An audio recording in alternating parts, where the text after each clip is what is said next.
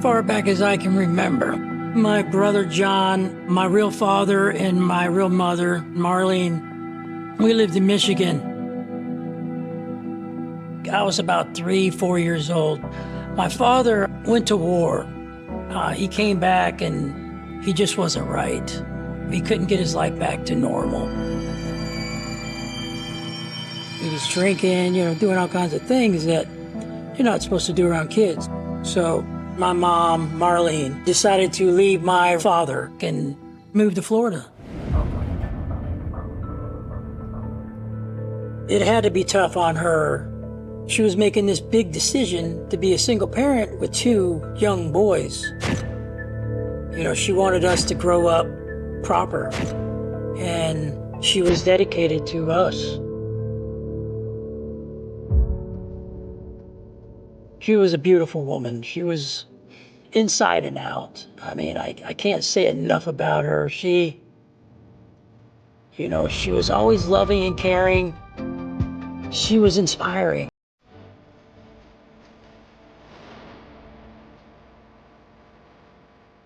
Months passed, and she met Mike Warren, and he seemed like a nice guy. He was charming, he was flattering, he said the right things at the right time. He'd go out his way to do something, for someone. He seemed real nice. He seemed real knowledgeable, just a nice guy.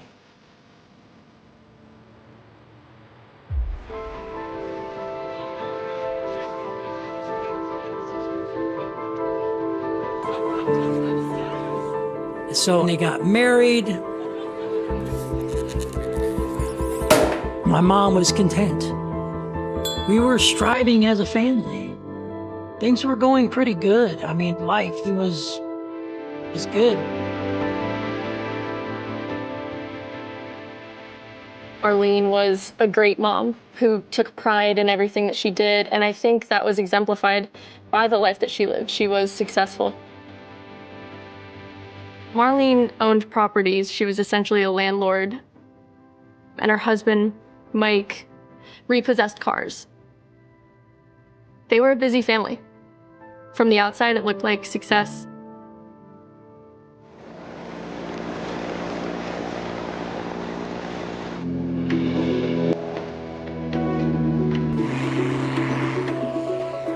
Mike bought a piece of property out in the Aero Club in Wellington because he was flying airplanes.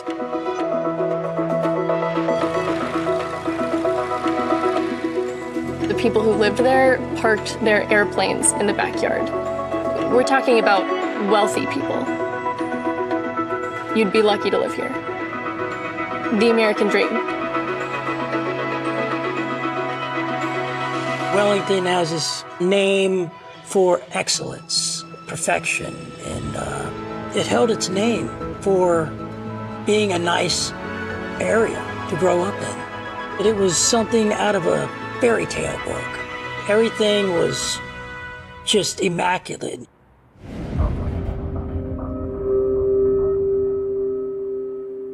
I can remember that day. It was around lunchtime. I was at work. My boss told me to go home. As soon as my mother saw me, she started crying and said, "Your brother's dead. He died in a car accident." I don't know how to tell you, I'm just gonna tell you. And I lost all energy in my body. I just went limp.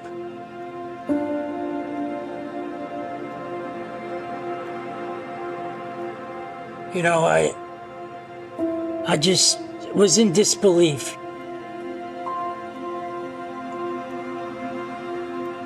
We were just devastated.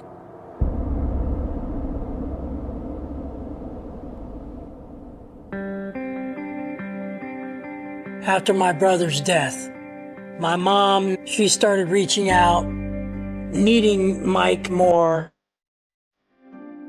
and asking for him to be around. And he was not around when he was asked to be around. She asked him to hire someone and to do what he needs to do to be home.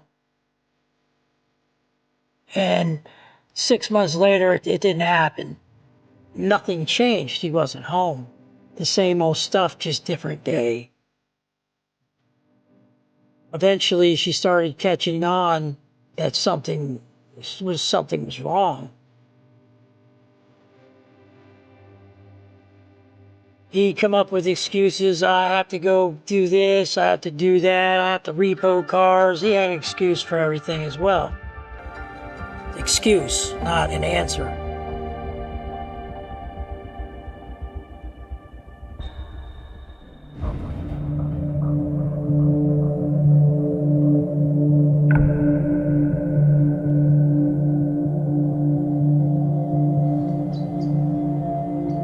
I remember that morning,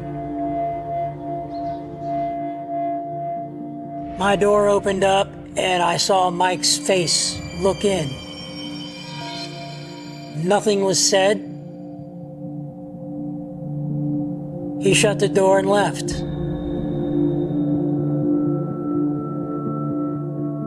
You know, I had some friends over my house, and somewhere around 10 o'clock or so, we were eating our breakfast, and my friend Gene says, somebody's at the front door. We all look, and we can see the colors through the door. It looked like a person who had some flowers. Gene was going to go answer the door. My mom said, no, sit down. Finish your breakfast, I'll go get the door. My mom went and answered the door. And we heard, oh, how pretty. And then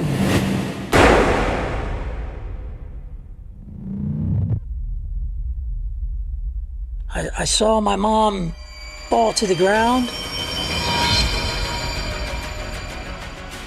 I looked down and saw that something was desperately wrong.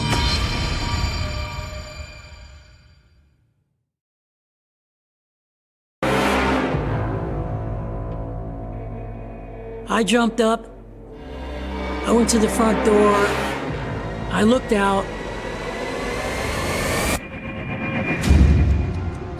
and then I saw the clown. I was shocked. There was makeup on and there was colorful costume. I knew I needed to identify this person somehow. But it was impossible. I mean, the only thing I saw visible was the eyes. I saw big brown eyes. I couldn't say if it was a male or female. What really stuck out to me was the boots and the orange wig. I mean, I was trying to see whatever I could possibly see.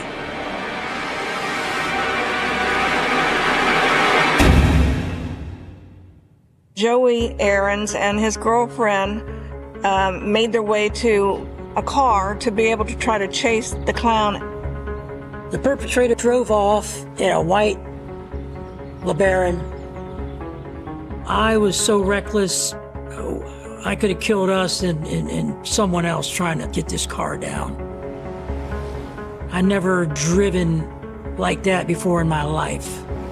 Just running red lights, just whatever I had to do to try to catch up to this car. I drove all through Wellington. I finally got to the point that we're not going to get this car. It's gone.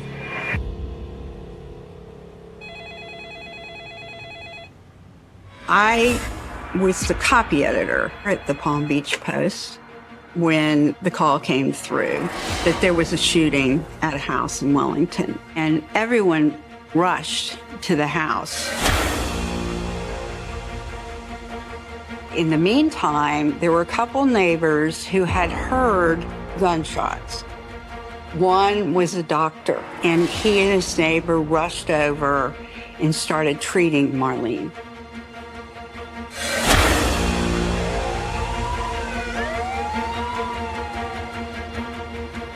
I went back home, and my mom was already in the ambulance. They told me they had her secure. She was okay. Detectives were there, roaming through the house, a cop in every corner, in every room. Police took photographs of everything. The blood stain in the entryway, the flowers that were still left behind, the balloons that were still left behind. Kind of right next to this pool of blood, very eerie, very sinister.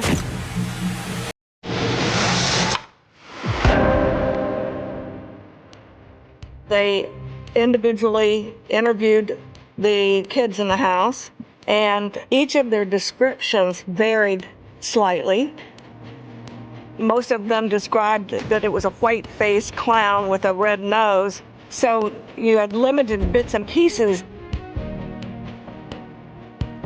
Usually you have a description of a male, female, but here was a clown who had dark eyes, and that's about it.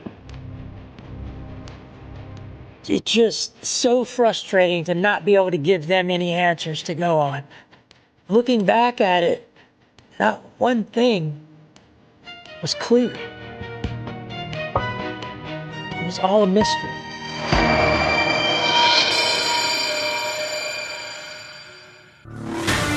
Breaking news, someone dressed as a clown shot a Wellington mother as she simply answered her front door. When this happened, it shocked the entire community. And the search was on for this mysterious evil clown. It was such a bizarre case that did grab everyone's attention, locally, nationally, internationally. That shooter, a clown carrying flowers and balloons. Marlene Warren had just answered her door, greeted by a clown.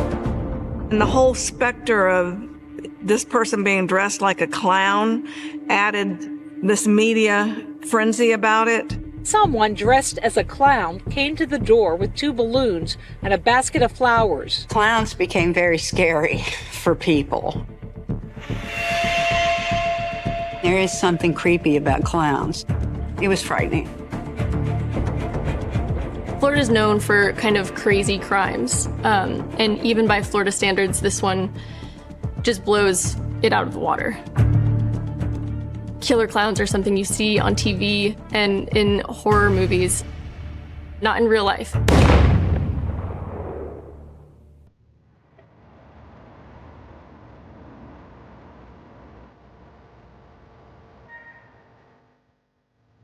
She was on a respirator, a breathing machine. I stayed with her, and I didn't get any response. No movement, no eye movement, nothing. I just prayed and, told her not to leave me. I needed her. In the emergency room, Marlene Warren struggled to stay alive. The bullet had entered her mouth and traveled back to the spine, and it actually damaged her spinal cord and her ability to breathe on her own. The first day was still a lot of hope.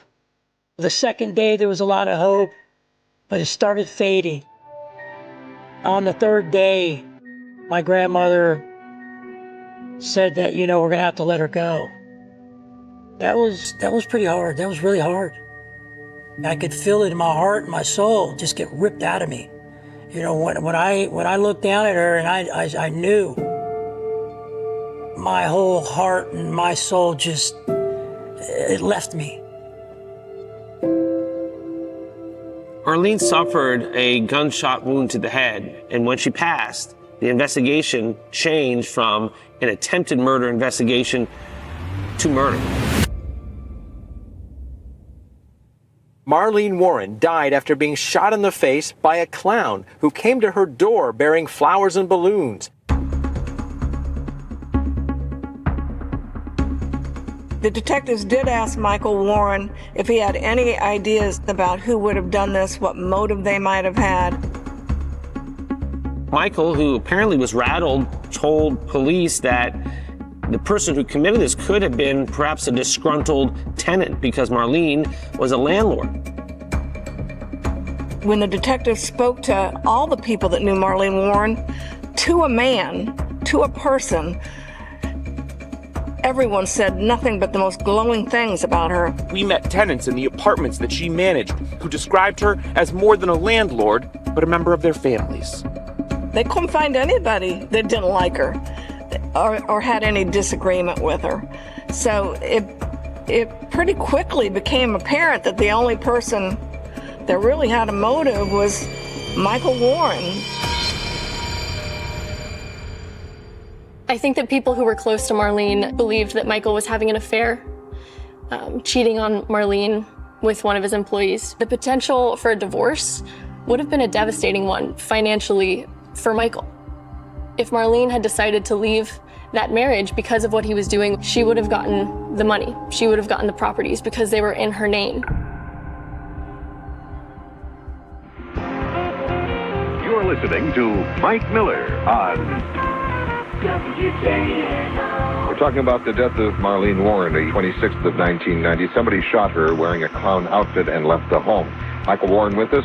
Mr. Warren, do you know anything about the shooting of your wife?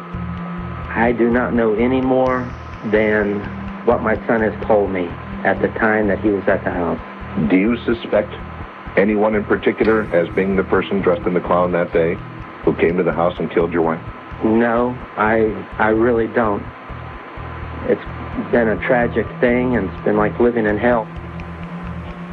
The investigators of this case had made no secret whatsoever, and if not formal allegations, certainly insinuations that Michael Warren was involved in the murder of his wife. Well, I believe that if the sheriff's department can make accusations and comments without any proof or anything to back it up and bring me to trial by the media, I feel like I should say something that at least fight back. Even though the motive for the killing seemed to be coming into view, there was nothing to tie Michael Warren directly to it. In law enforcement, when someone gets murdered, you immediately look to a spouse. But here you had Michael, who wasn't anywhere near the house at the time of the shooting. In fact, he was in a car with his friends on the way to a horse track. So he had an airtight alibi.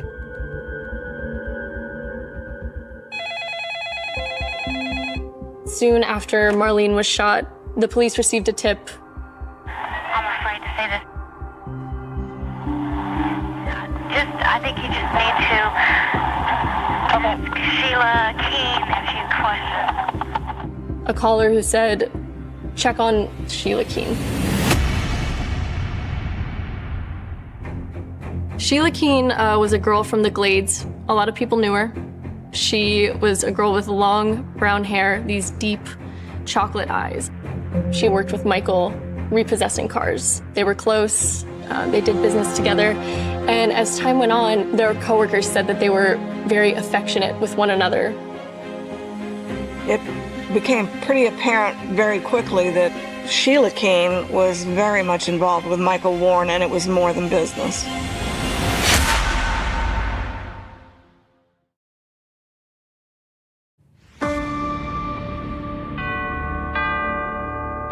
Even by Florida standards, this case is bizarre.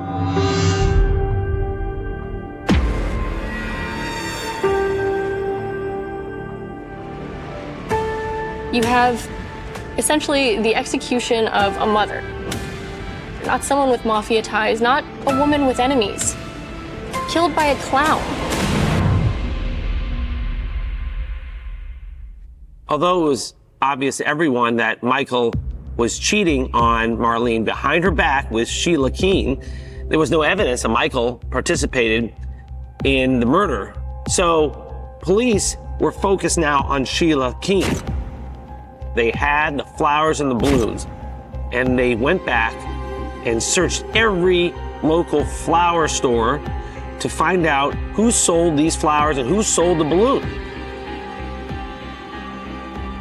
Pretty quickly, detectives were able to locate a nearby Publix that in fact sold that very style of an arrangement.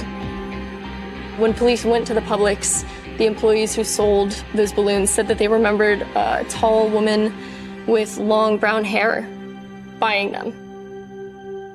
They next then were able to locate a nearby costume shop that was called Capizio.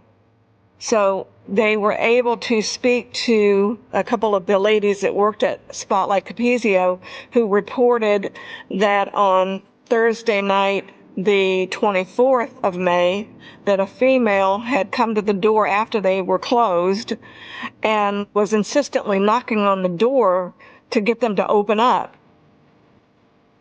They let her in. They described this woman as having long brown hair, brown eyes, kind of a mannish sort of mannerisms. This was 2 days before the murder. And while inside, this woman asked for a clown costume and extra white makeup, but was not interested in buying shoes. The clown who showed up at Marlene's door and pulled the trigger wasn't wearing clown shoes either. Joe and his friends said that the clown was wearing combat boots. So detectives recognized immediately that Sheila Keene matched the description both of the ladies at the Publix and the ladies at Spotlight Capizio. Police tell the employees to look through a police lineup for the person they sold that costume to, and Sheila's photo is in there. Neither is 100% sure that that's the woman who bought the costume.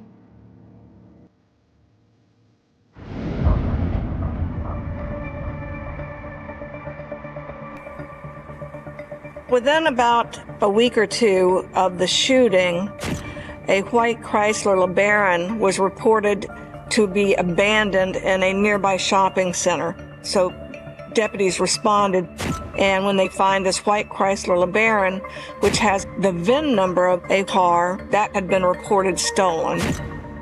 Not only was it stolen, it was stolen by Michael Warren's car lot. Michael owned a company called A Bargain Motors, and their advertisements looked like a competitor car rental company called Payless. The clown drove away in a white Chrysler LeBaron. It was one that a couple had dropped off at A Bargain Motors, mistakenly believing that they were at Payless. Instead of correcting the problem and returning the car to Payless, Michael and his employees kept it.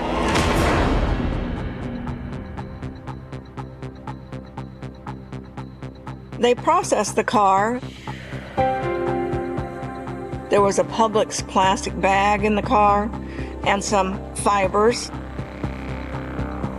There are these reddish-orange fibers, consistent with what you might find in a clown wig.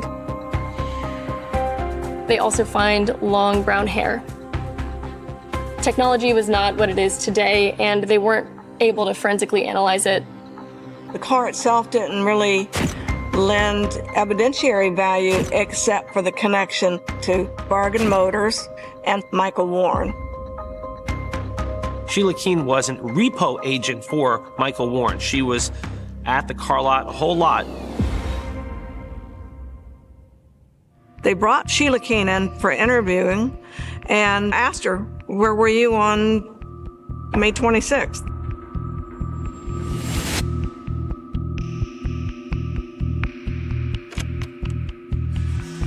You remember that far back Saturday morning where you were or what you were doing? I got dressed. Yeah. To Waymont. What time was it when you left your house? I don't know. I'd say somewhere, 10, 10:30, 11 o'clock, something like that. Did you find that car? No, Did you talk to anybody there? down there? No. Struck by? Yes. What kind of car were you looking for on point? Oh, God. I don't know. I think it was a Datsun, Nissan, Toyota, something like that. I don't You know the location of which street and point?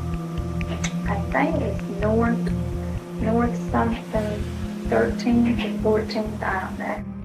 She told police that at the time of the shooting, she was out repossessing cars, but she couldn't really give any kind of definitive address.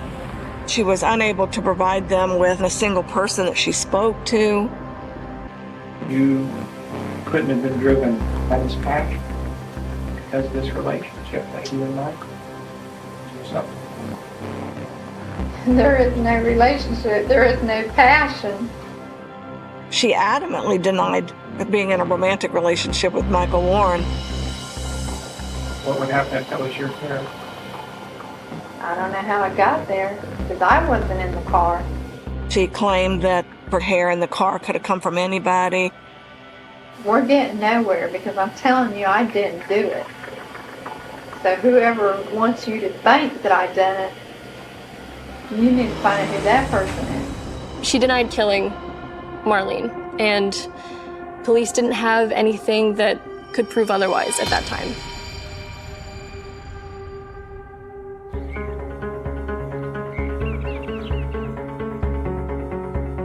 Law enforcement searched Sheila's home and found multiple pairs of combat boots.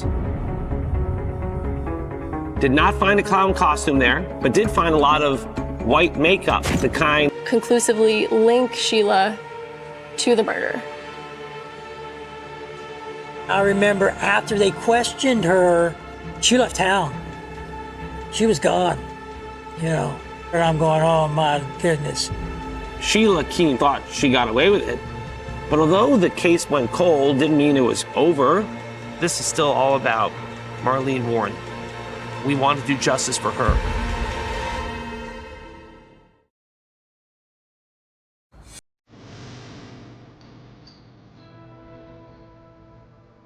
So as the homicide investigation continued, Michael Warren and Sheila Keene as individuals became in the background. Nobody really knew where they were or cared where they were or followed up on them. The case started to go cold.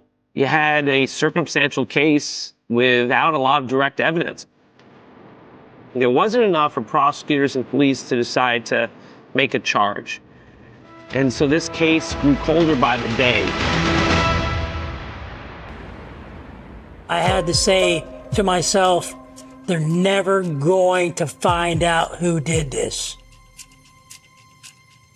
My thought of the whole thing was, I gotta let this go. It's killing me. It's ruining my life.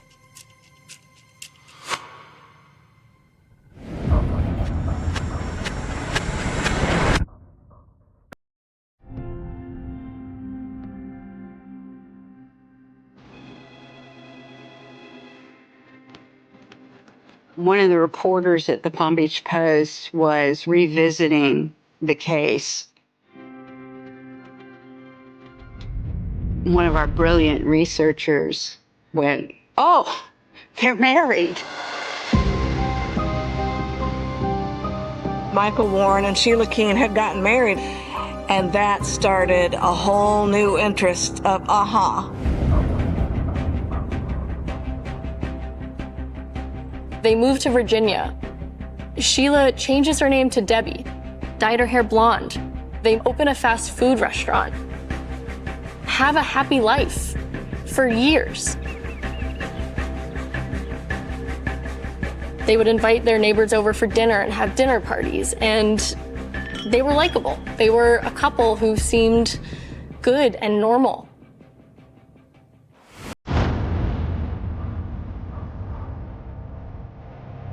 Palm Beach County Sheriff's Office got a grant to re-examine old cases, and they chose this clown murder case. I think the reason they did might have been because of its allure and just how sensational it was. Marlene Warren died after being shot in the face by a clown. That shooter, a clown carrying flowers and balloons. Marlene Warren had just entered her door, greeted by a clown. It was a huge murder. It was a shocking murder. I don't think it ever went out of the minds of law enforcement.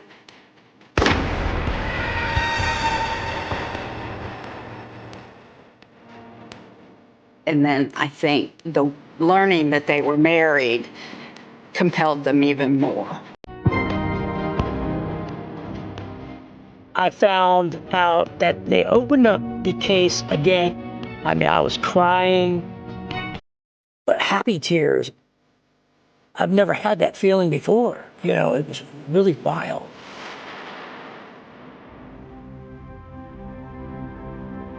A new detective took over the case, and she started to go through these decades-old bags of evidence, and she found among them a 6 to 8 inch fiber attached to one of the balloons left at the scene of Marlene's murder. And she got it analyzed. And that fiber matched the fiber found in the getaway car, and it also matched fiber found in Sheila's house. So here's the first definite connection, putting Sheila at the scene. Back in 1990, they didn't have DNA technology like we have today. In 2014, new DNA technology came back with a hit from the strand of hair that was in the car that showed that the DNA in the car matched a mixture of Sheila Keene Warren and another person. It was a wow moment. Finally, police had a scientific connection between the hair and Sheila Keene.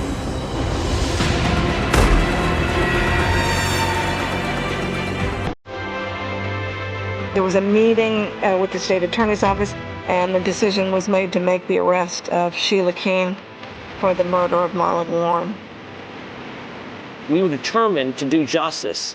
We wanted her to be held accountable for her evil actions. She was the evil clown, and her day was coming.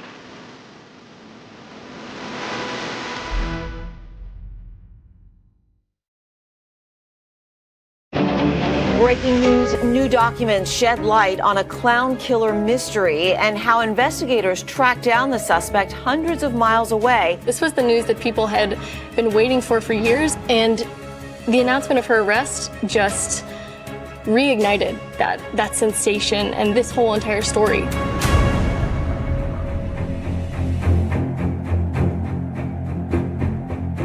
They were watching them up at their home in Virginia, and they wanted to make the arrest away from the house.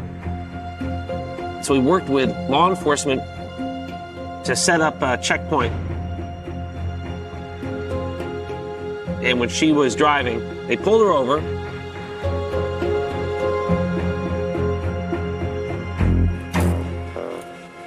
And told her she was under arrest.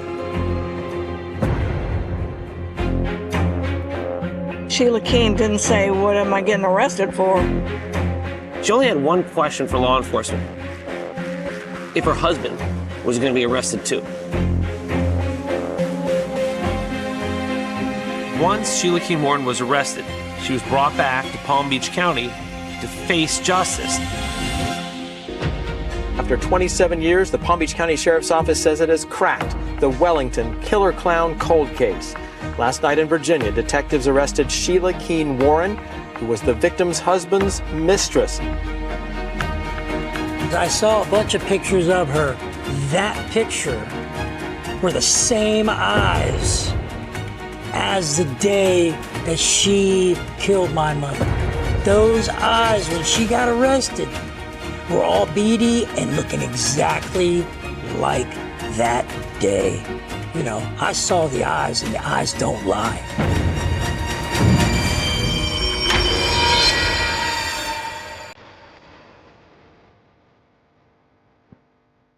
See if you'd answer some questions that really weren't ever answered back then. I didn't do it, so that's the end of the story. I'm not talking to you. You don't want to talk, you don't want to give your side of the story as to what happened. Of course, in Sheila's interview, she continued to deny everything about the homicide of Marlene Warren and any involvement at all in her death. Okay. You're charged with the first-degree murder, okay, of Marlene Warren. So it's a huge deal. Sheila is facing the death penalty. Okay. We're going to go up to the regional jail and process you, okay? Okay. All right. Even with all of this excitement and the momentum of her arrest, things slow way down very quickly. The Palm Beach County Sheriff's Office evidence room was audited, and auditors found that bags of evidence, including those taken from the crime scene in the clown murder, were left open, just wide open. We were looking at a box full of evidence that wasn't in really good shape. I'm thinking, oh God, if I was the other lawyer, I'd eat this case apart. You know, so many things were going through my head, you know, that she could just walk. And then in the midst of that, the COVID pandemic hit, and our courthouse basically shut down for over 2 years. And during that time, we lost a key witness who passed.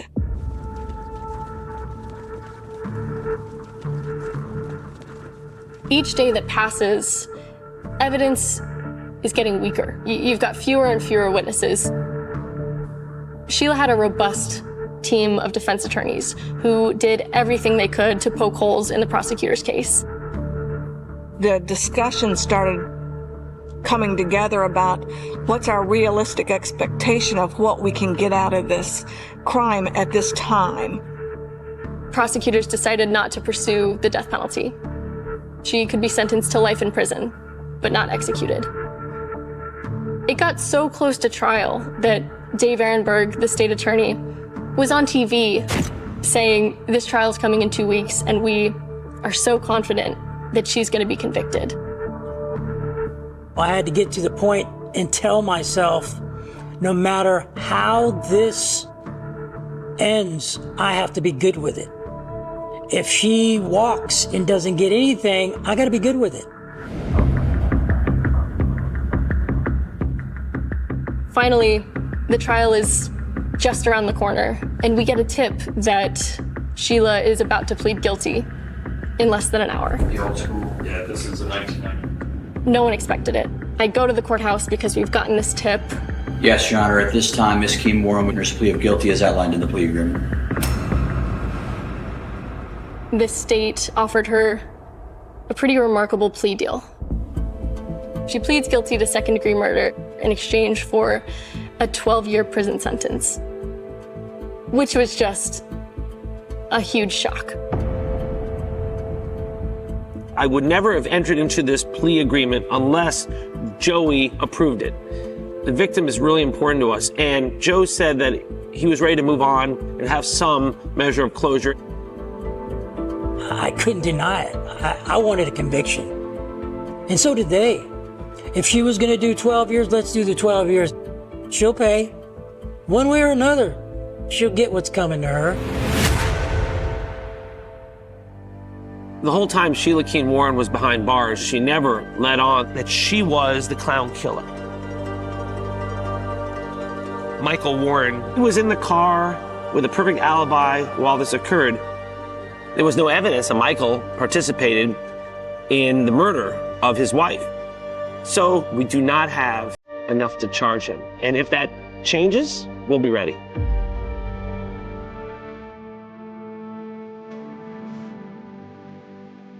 Everybody loved my mom. Nobody disliked her. She was always honest, caring, discerning to everyone that wanted to help themselves. She was very alive. You know, she would always laugh and she would see the good in everything. She taught me how to do that, and that was a blessing.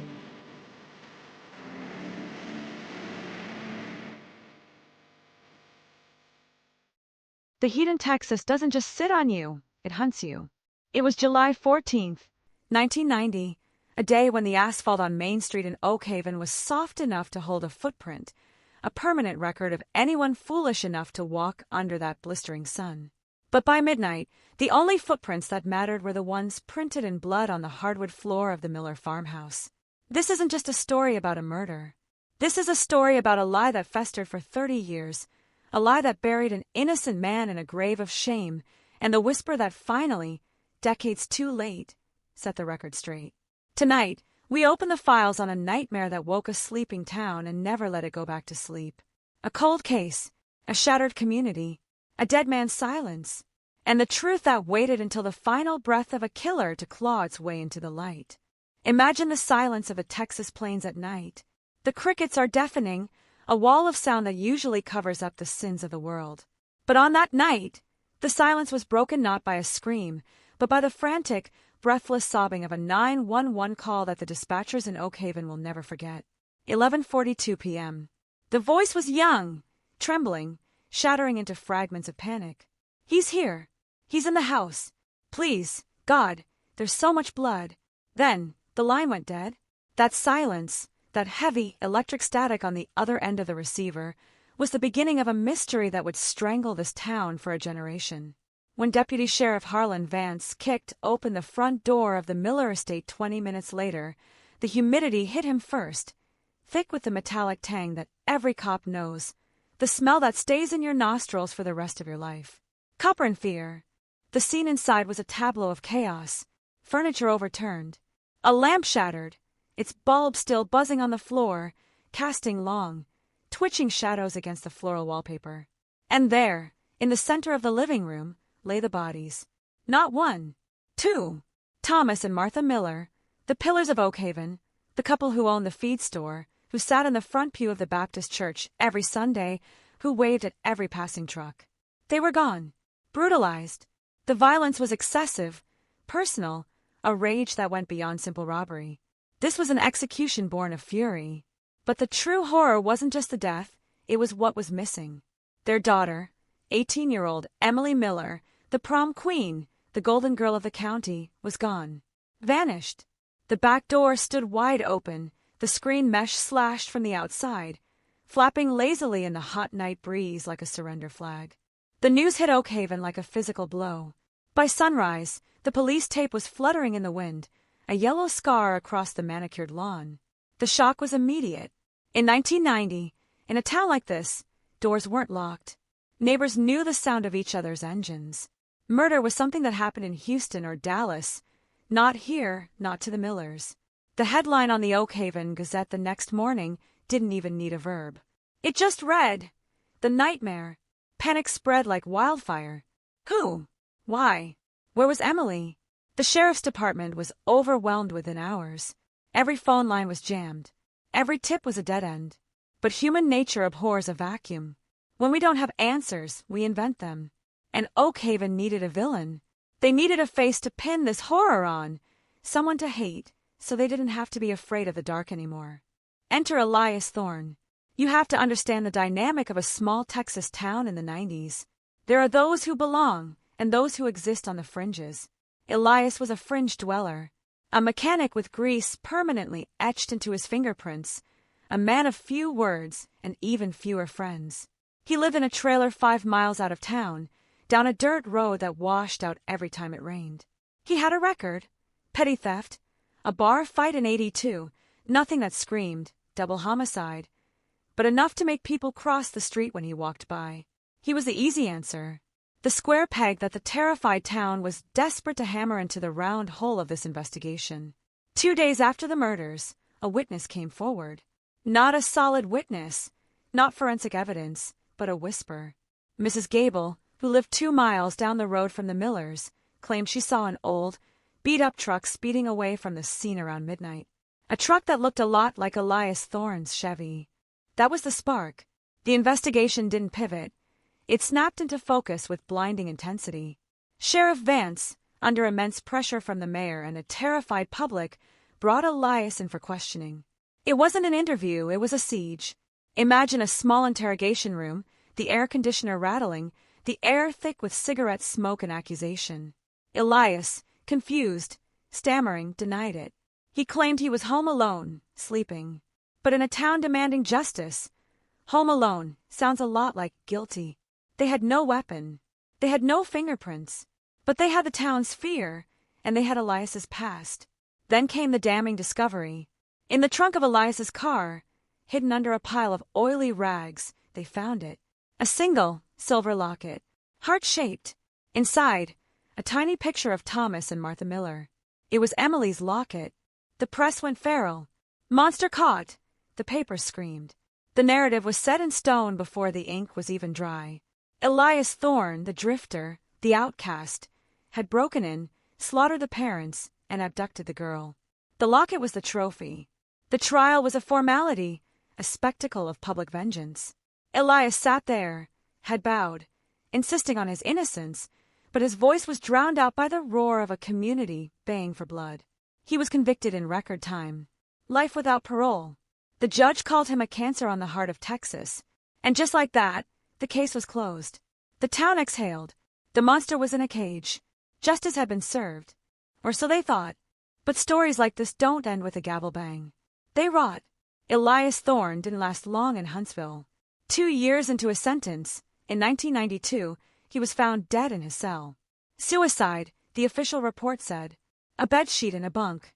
He left a note, scratched on a piece of torn paper with a dull pencil. 3 words, I didn't do it. No one cared. To the people of Oak Haven, it was an admission of guilt, the coward's way out. They buried Elias in a pauper's grave, unmourned, his name becoming a synonym for evil. Don't go out late, mothers would tell their children, or you'll meet an Elias. He became the boogeyman. The file gathered dust. The Miller house was sold, repainted, the blood scrubbed away, but the memory lingered like a ghost in the drywall. Decades passed. The world changed. The internet arrived. DNA testing advanced. But the Miller case remained a relic, a solved tragedy. Emily Miller was never found. The prevailing theory was that Elias had killed her and dumped the body in the vast, alligator-infested marshes of the bayou, where nature destroys evidence. Her empty seat at the high school graduation was draped in a black sash. A memorial stood in the town square. Oak Haven moved on, but it moved on with a limp, scarred by the loss. Then came 2024, 34 years later. A lifetime. The heat was just as oppressive, the Texas sun just as unforgiving. But the silence was about to be broken again, not by a scream, but by a rasping whisper in a hospice care facility in Oklahoma, 300 miles away. A man named Arthur Red Miller, no relation to the victims, was dying. Cancer was eating him alive, stripping him down to the bone. He was a nobody, a drifter who had spent his life moving from oil rig to oil rig, a phantom who existed in the spaces between towns. He called for the nurse.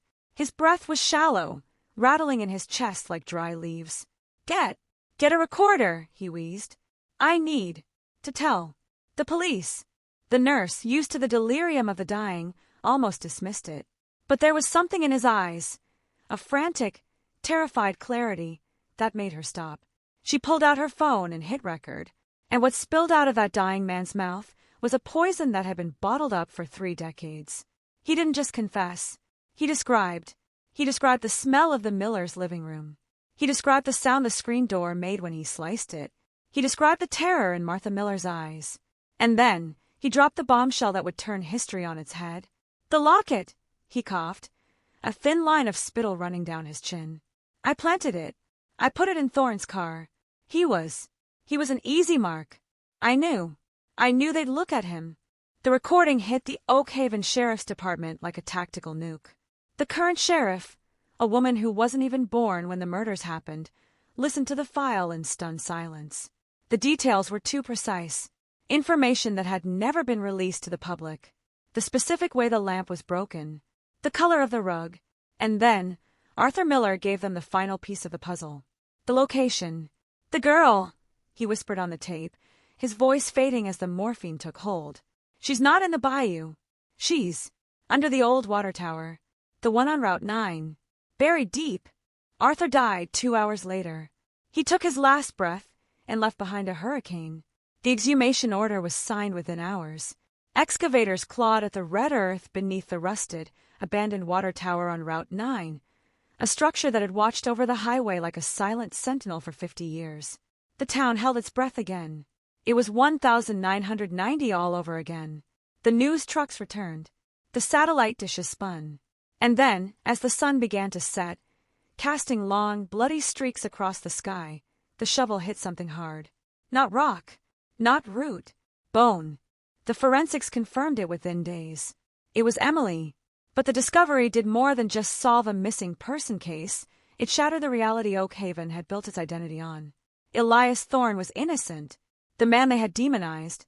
The man whose grave was overgrown with weeds and scorn. The man who had died alone in a concrete box, screaming his innocence to a deaf world. He was a victim too. He was the third victim of that night. The realization was a physical sickness that rippled through the community. They hadn't just failed to catch the killer, they had helped him. They had let the real monster walk free, live a full life, breathe the air, while they crushed an innocent man under the weight of their collective fear. This is where the story truly begins.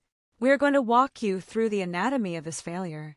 We are going to dissect the investigation that went wrong, the clues that were ignored, the tunnel vision that blinded a sheriff, a judge, and a jury. We will look at the life of Elias Thorne, the man who never stood a chance. We will trace the shadow of Arthur Miller, the phantom who watched the trial from the back of the courtroom, laughing at the justice system. And we will ask the hardest question of all. When the system fails this badly, when a town has blood on its hands, how do you ever wash it off? The Texas 1990 cold case isn't just about a murder. It's about the fragility of truth. It's about how easily a narrative can be constructed, how quickly we accept the convenient lie over the difficult truth. Tonight, we are going to exhume more than just a body. We are going to exhume the conscience of a town. We are going to look into the eyes of the witnesses who lied, the deputies who cut corners, and the neighbors who looked the other way. We are going to replay the tapes, re-examine the evidence, and walk the path that Elias Thorne walked from his trailer to the interrogation room, to the cell where he died. This is a journey into the dark heart of confirmation bias. It is a warning.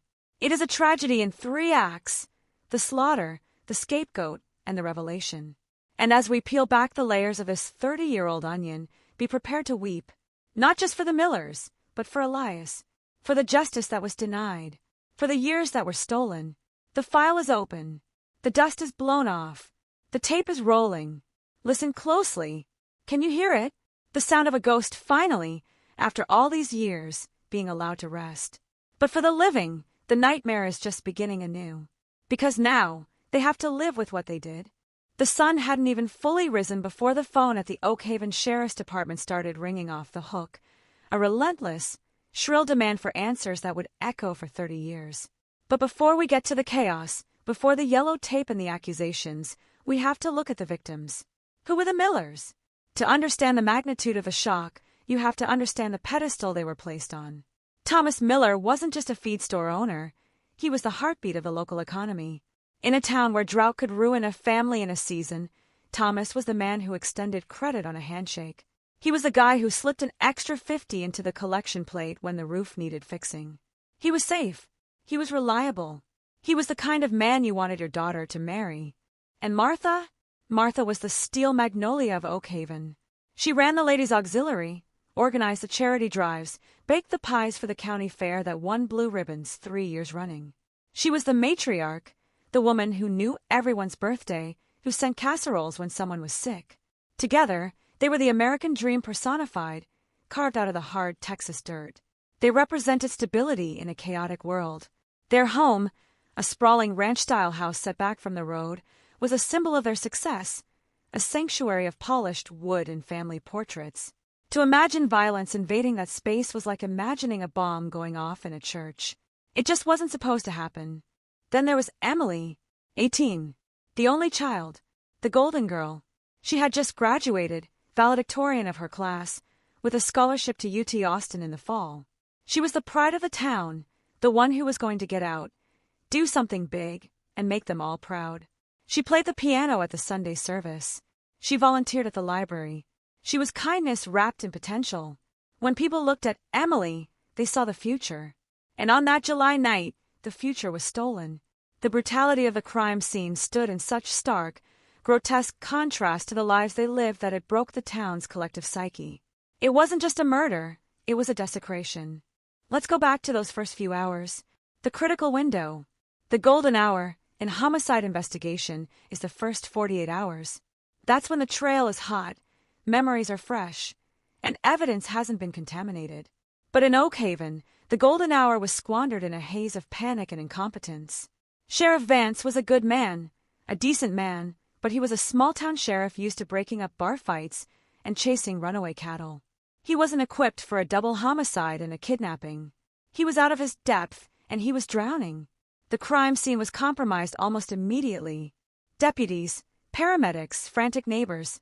Everyone trampled through the living room, muddying footprints, disturbing dust, potentially destroying the very clues that could have pointed away from Elias Thorne.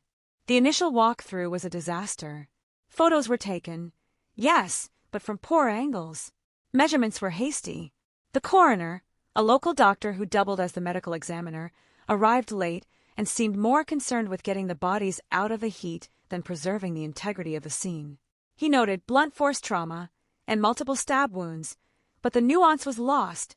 The precise angle of the blows, the depth of the cuts, details that a seasoned forensic pathologist would have used to build a profile of the killer, were glossed over. The timeline was fuzzy. Neighbors reported hearing noises anywhere from 10 p.m. to 2 a.m. The timeline was fluid, shifting with every new statement, every rumor that started circulating at the diner. And the rumors, my God, the rumors. By noon, the town had already decided it was a drifter. Saw a stranger at the gas station, one man claimed. Looked shifty. Saw a car I didn't recognize, said another. These weren't facts. They were projections of fear. The community was terrified, and terror demands a target. They couldn't accept that this could be random, or worse, that it could be one of their own. So they looked outward. They looked for the other. And that's where Elias Thorne entered the narrative, not because the evidence pointed to him, but because he fit the costume of the villain they needed. Elias lived on the edge of society, both literally and metaphorically. His trailer was a rusted eyesore, a blight on the landscape. He didn't go to church. He didn't vote. He drank alone at the dive bar on the county line. He was the perfect scapegoat. When the deputy found that locket in his trunk, it wasn't a discovery. It was a confirmation of what they already wanted to believe. The cognitive bias was overwhelming. They stopped looking for other suspects. They stopped looking at the inconsistencies. Why would a man kill two people and kidnap a girl, then leave the most incriminating piece of evidence in his own unlocked car? It made no sense. It was too easy. But in the heat of the moment, easy was exactly what they wanted. The interrogation of Elias Thorne is a case study in coercion. There are no tapes of the first few hours, only the written reports, which are sanitized, sterile. But we know what happened. They put him in a windowless room. They didn't let him sleep. They didn't let him eat. They bombarded him with photos of the crime scene, screaming at him to confess, to tell them where Emily was. Elias, a man with a limited education and a deep distrust of authority, crumbled. He didn't confess, not exactly, but he became confused, contradictory. He got his times mixed up. He couldn't account for every minute of his night. And every stumble, every hesitation, was taken as a sign of guilt. He's lying, the sheriff told the press. He knows more than he's saying. Meanwhile, the real killer, Arthur Red Miller, was likely watching from the shadows. Maybe he was even in the crowd that gathered outside the sheriff's office, shouting for justice. He was a chameleon, a man who could blend into the background, unnoticed, unremarkable. He had no connection to the family, no obvious motive. He was a ghost in the machine. While the police were fixated on Elias, Red was cleaning his truck, burning his clothes, and burying Emily deep beneath the earth, under the watchful eye of that water tower. He must have felt a twisted sense of power watching the town tear itself apart over the wrong man. He had committed the perfect crime, not because he was a genius, but because the system was flawed. The search for Emily was massive. Volunteers combed the woods, the fields, the riverbanks. Helicopters buzzed overhead. Dogs sniffed through the underbrush. But they were looking in all the wrong places. They were looking based on the assumption that Elias had taken her.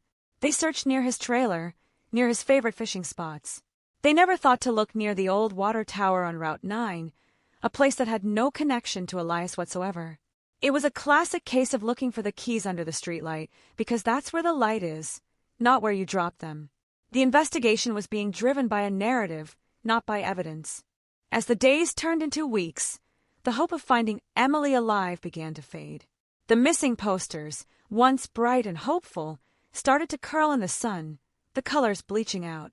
The town's grief began to harden into anger. They wanted someone to pay, and Elias was right there, sitting in a cell, the designated sacrificial lamb. The prosecutor, a man with political ambitions, saw this as his ticket to the state legislature. He announced he would seek the death penalty. For Emily, he said. For the Millers. It was a rallying cry. It was justice, or so it seemed. But in the quiet moments, in the dead of night, there were doubts. A few people, a rare few, whispered that it didn't add up. Why would Elias, a petty thief, suddenly escalate to double homicide? Where was the weapon? Where was the blood in his car? But these voices were drowned out by the roar of the majority. To question Elias's guilt was to insult the victims. It was seen as a betrayal of the community. So the doubts were swallowed, silenced, and the train to conviction kept rolling down the tracks, picking up speed, with no one manning the brakes. The preliminary hearing was a circus. The courthouse was packed. People stood on the lawn, listening to radios. When Elias was let in, handcuffed, wearing an orange jumpsuit that was too big for him, the crowd hissed. Someone threw a rock. It bounced off the police cruiser. The anger was palpable, a physical force. Elias looked small, terrified, a deer in the headlights. He looked at the cameras, his eyes pleading, but all the world saw was the face of a monster. The media played their part, too. They ran stories about his past, his loner lifestyle, painting a portrait of a ticking time bomb. They interviewed psychologists who had never met him, who pontificated on the sociopathic tendencies of men like Elias. It was a perfect storm of prejudice, fear, and incompetence.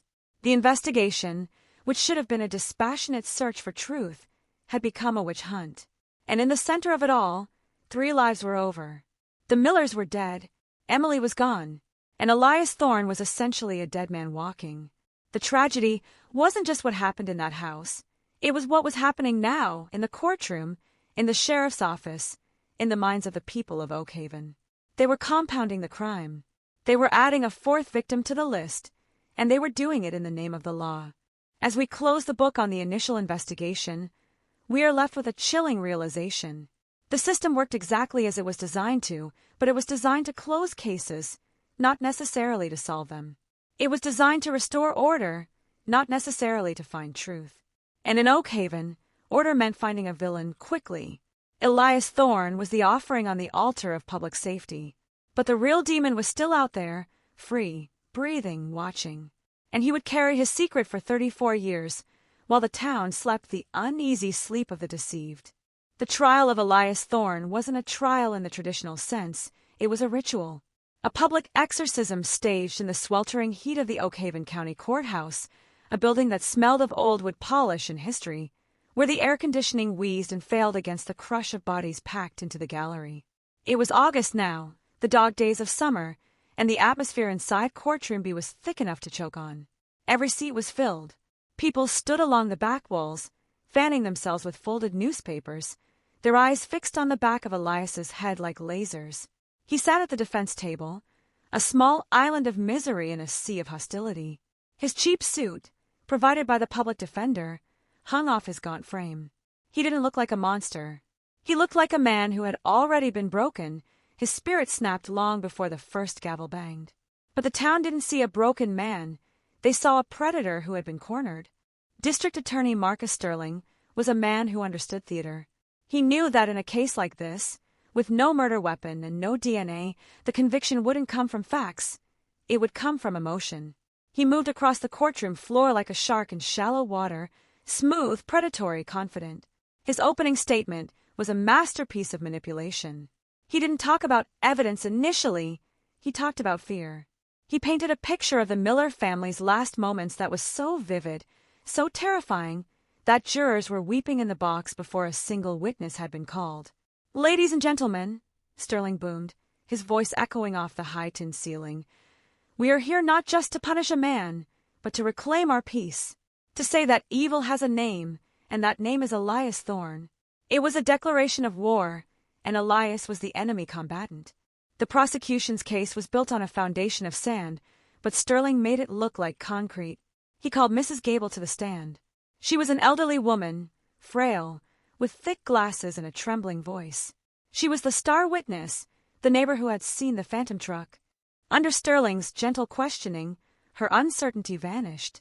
The dark shape she saw speeding away at midnight became, in her retelling, undeniably Elias's Chevy. "I'd know that rattle anywhere," she said, clutching her handbag. "It was him. I saw the silhouette." The defense attorney, a weary, overworked man named Mr. Finch, tried to cross-examine her. He asked about the lighting. There were no street lights. He asked about her eyesight. She had cataracts. But the jury didn't care. They saw a grandmother pointing a shaking finger at a criminal. Her vulnerability was her shield. To question her was to bully the victim. Then came the centerpiece of the prosecution's drama, the locket.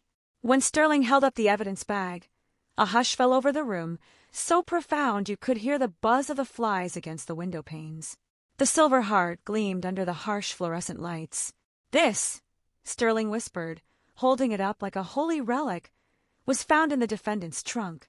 Hidden, concealed, a trophy taken from the body of a girl whose only crime was being home on a Tuesday night. He walked the locket over to the jury box, letting each juror look closely at the tiny, smiling faces of Thomas and Martha Miller inside. It was a devastating piece of theater. The locket wasn't just jewelry, it was Emily. It was her presence in the room. And finding it in Elias's possession was, to them, a confession signed in blood. Elias watched this unfold with a kind of numb horror. He leaned over to Finch, whispering frantically, "I never saw that before. I swear I never saw it." Finch just patted his arm, a gesture that was more condescending than comforting. "We'll do our best, Elias," he said, but his eyes said it's over. The defense's case was practically non-existent. They had no alibi witnesses. Elias was a loner, remember? His only alibi was his television and a half-empty bottle of whiskey. Finch tried to suggest that the locket could have been planted, that the timeline didn't add up. Why would he keep it? Finch asked the jury. Why keep the one thing that ties him to the crime? It was a logical question, a reasonable doubt. But reason had left Oakhaven weeks ago. The jury looked at Elias and saw only the other, the stranger who lived in the filth, the man who didn't belong. Logic was no match for the visceral need to make someone pay. The most damaging testimony, however, didn't come from a person. It came from the silence. Elias didn't take the stand. It was a strategic decision by Finch, who feared that Sterling would tear the uneducated, stammering mechanic apart on cross-examination. But to the jury, his silence was deafening. Innocent men scream their innocence, don't they? Innocent men fight. Elias just sat there, head bowed, staring at his hands.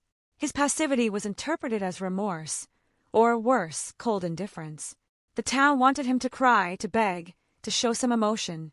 His stoicism was read as the icy detachment of a sociopath. Every time he failed to look at the gory crime scene photos, the jury marked it against him. He can't even look at what he did, they thought. The closing arguments were a formality. Sterling didn't even need to shout. He just stood in front of the jury, hands on the railing, and spoke to them like a neighbor. "You know what happened," he said softly. "You know who did this. Don't let him walk out of here and laugh at us. Don't let Emily's ghost haunt this town forever. End it." It was an invitation to be heroes, to be the protectors of Oakhaven. Finch's closing was mumbled, technical, focused on reasonable doubt and circumstantial evidence. Legal concepts that felt dry and dusty compared to the raw, bleeding emotional wound Sterling had opened. The jury deliberated for 4 hours. Just 4 hours to decide the fate of a man's life. They didn't need to review the evidence. They didn't need to debate the timeline. They had made up their minds the moment they saw the locket. When they filed back into the courtroom, the foreman, a local rancher with a sunburned neck, didn't look at Elias. "That's the tell. If they look at you, there's a chance. If they don't, you're done. We the jury," he read, his voice steady, "find the defendant, Elias Thorne, guilty of 2 counts of capital murder and 1 count of kidnapping." The courtroom erupted. It wasn't a cheer. It was a collective exhale, a release of weeks of pent-up terror. Martha Miller's sister, sitting in the front row, sobbed into her hands. Sterling nodded solemnly to the gallery. The judge banged his gavel. demanding order, but the order had already been restored. The monster was slain. Elias didn't react. He didn't scream. He didn't cry. He just closed his eyes, as if he had expected this all along. As the bailiffs moved in to handcuff him, he looked back just once at the sea of faces. He saw hatred. He saw relief. He saw a town that had just washed its hands of a nightmare by passing it on to him. The sentencing phase was even faster. The death penalty was on the table, but the jury, perhaps feeling a sliver of mercy, or perhaps just wanting it to be over, recommended life without parole. The judge agreed. "Mr. Thorne," the judge said, peering over his spectacles, "you are a stain on this community. You will die in prison, and may God have mercy on your soul, because the state of Texas certainly will not." Elias was led out the side door, the heavy oak slamming shut behind him with a finality that echoed like a gunshot. Outside, the cameras flashed. The news anchors fixed their hair and prepared their sound bites. Justice in Oak Haven, the headlines would read. Killer convicted. The narrative was complete. The story had a beginning, a middle, and an end. The town could sleep again. They could unlock their doors. They could tell their children that the bad man was gone. But as the sun set that evening, casting long shadows over the courthouse square, no one noticed the figure standing at the edge of the crowd. A man in a nondescript truck, watching, waiting. Arthur Red Miller. He lit a cigarette, the flame illuminating his face for a split second, a face that showed no guilt, only a quiet, terrifying satisfaction. He had watched the scapegoat take the fall.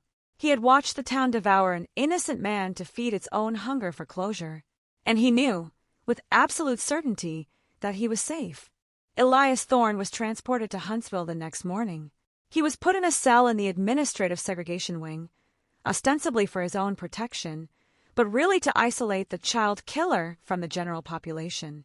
His life as a free man was over. His identity was erased. He was now just inmate 98452. The letters started coming immediately.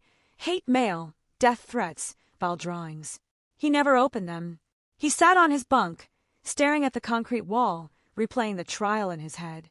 The locket, the truck, the lies. He knew the truth, but the truth was a prisoner in his own mind. He was screaming in a vacuum. Back in Oak Haven, life returned to a semblance of normalcy. The yellow tape was removed from the Miller house.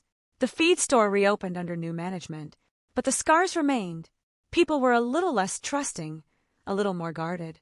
The myth of Oak Haven's innocence had been shattered, and every time they drove past the old water tower on Route 9, they felt a strange chill, a shiver they couldn't explain.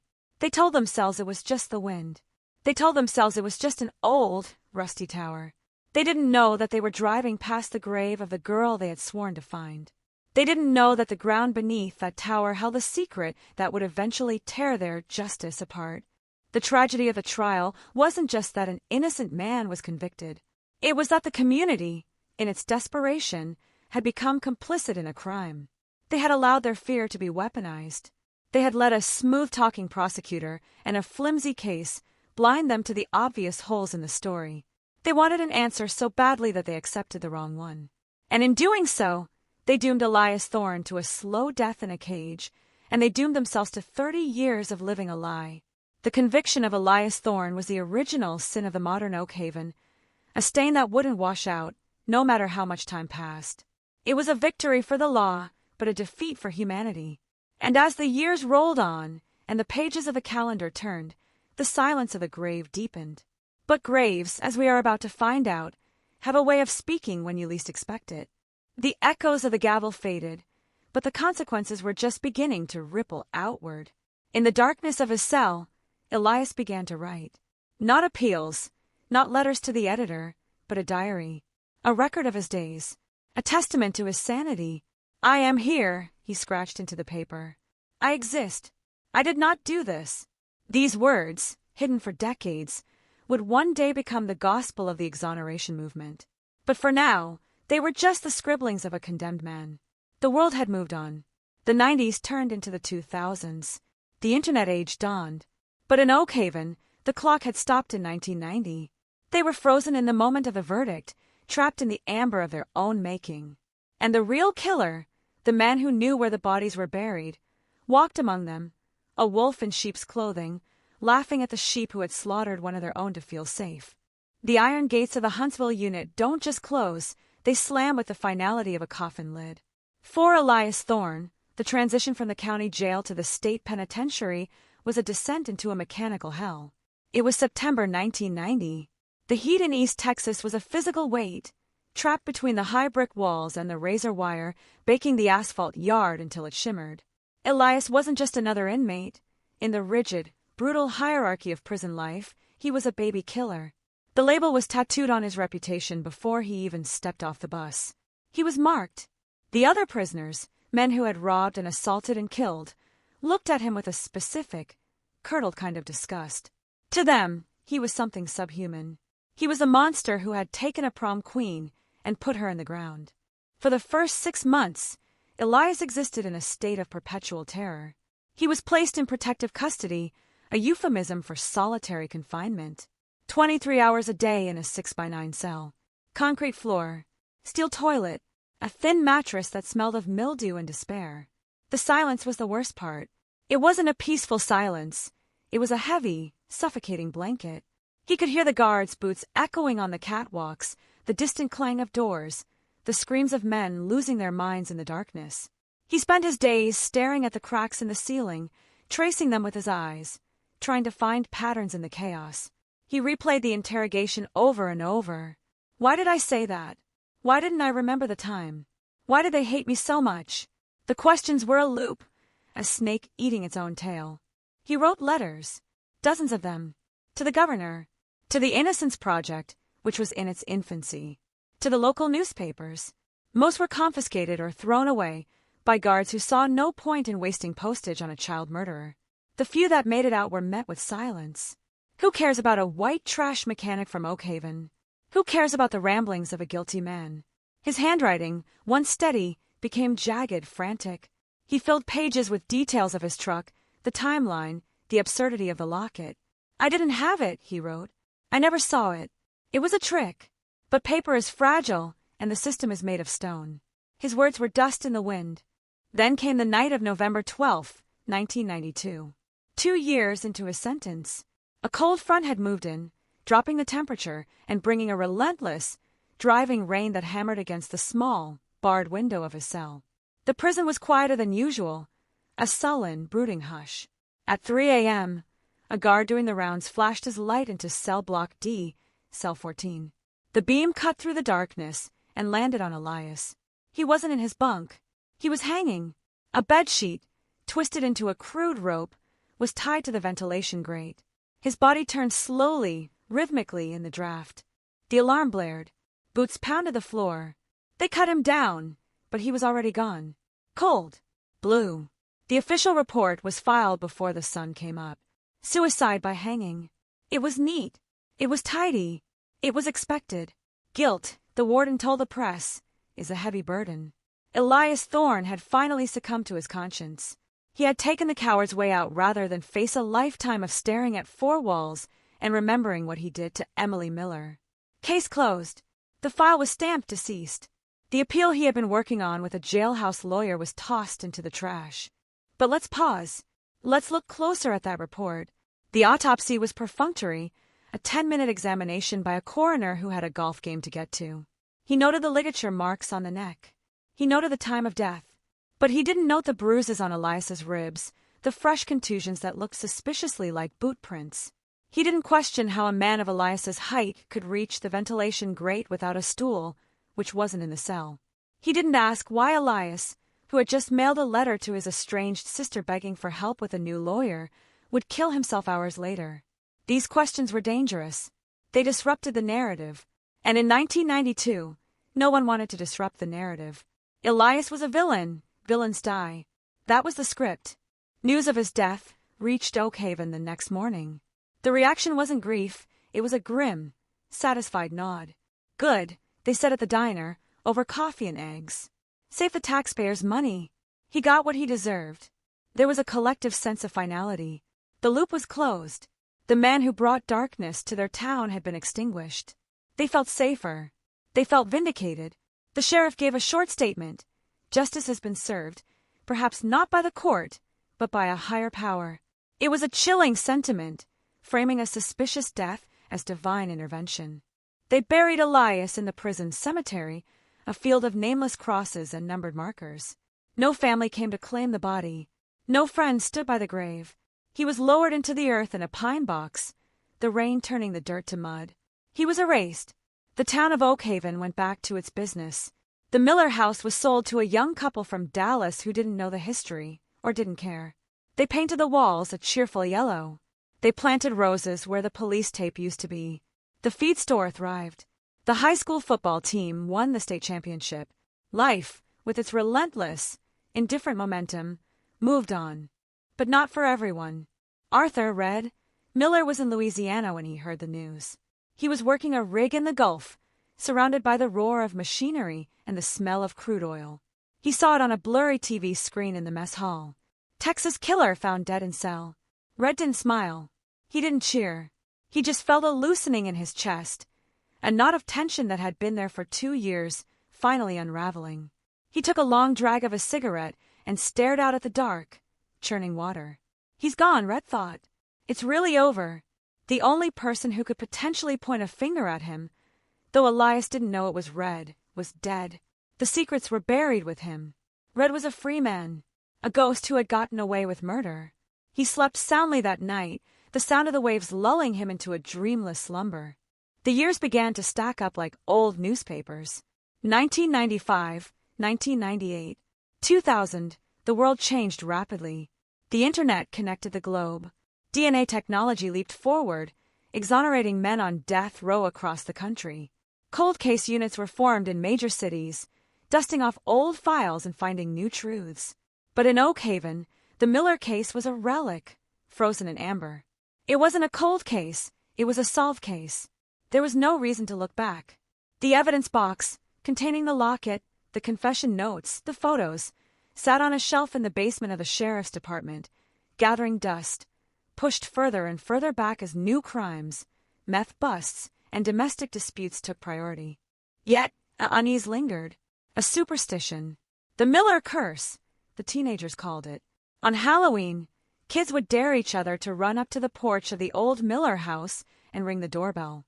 They whispered that if you stood by the water tower on Route 9 at midnight, you could hear crying. They didn't know why the tower was significant. No one did. But folklore has a way of sniffing out the truth, even when the facts are missing. The town subconsciously knew something was wrong. The victory over Elias felt hollow. The closure felt incomplete. There was a deputy, a young rookie named Sarah Jenkins, who joined the force in 2002. She was bright, eager, and had a penchant for digging. One slow night shift, she went down to the archives to look for an old file on a theft ring. She stumbled across the Miller box. Curiosity piqued. She opened it. She read the reports. She looked at the photos. And something bothered her. It wasn't one big thing. It was 1,000 little things. The lack of blood in Elias's car. The perfect placement of the locket. The inconsistencies in the witness statements. She brought it up to the sheriff the next day. "Sir," she said, "have we ever thought about running the DNA from the scene again? With the new tech?" The sheriff, a man who had been a deputy during the original investigation, looked at her with cold, hard eyes. "Jenkins," he said, his voice low, "that case is closed. Thorne did it. He killed himself because of it. Let the dead rest. You go poking around in that, you're going to dig up a lot of pain for this town. Leave it be. It was an order." Sarah closed the box. She put it back on the shelf, but she couldn't scrub the doubt from her mind. It sat there, a splinter in her brain, festering. She knew, deep down, that the story didn't fit, but she was one rookie against 30 years of history. She stayed silent. Meanwhile, Arthur Red Miller continued his drift. He moved from Texas to Oklahoma, then to New Mexico, then back to Oklahoma. He aged. His hair turned gray, then white. The hard living, the whiskey, the cigarettes, the fumes took their toll. He developed a cough that wouldn't go away. He lost weight. The phantom was fading. He never married. He never had kids.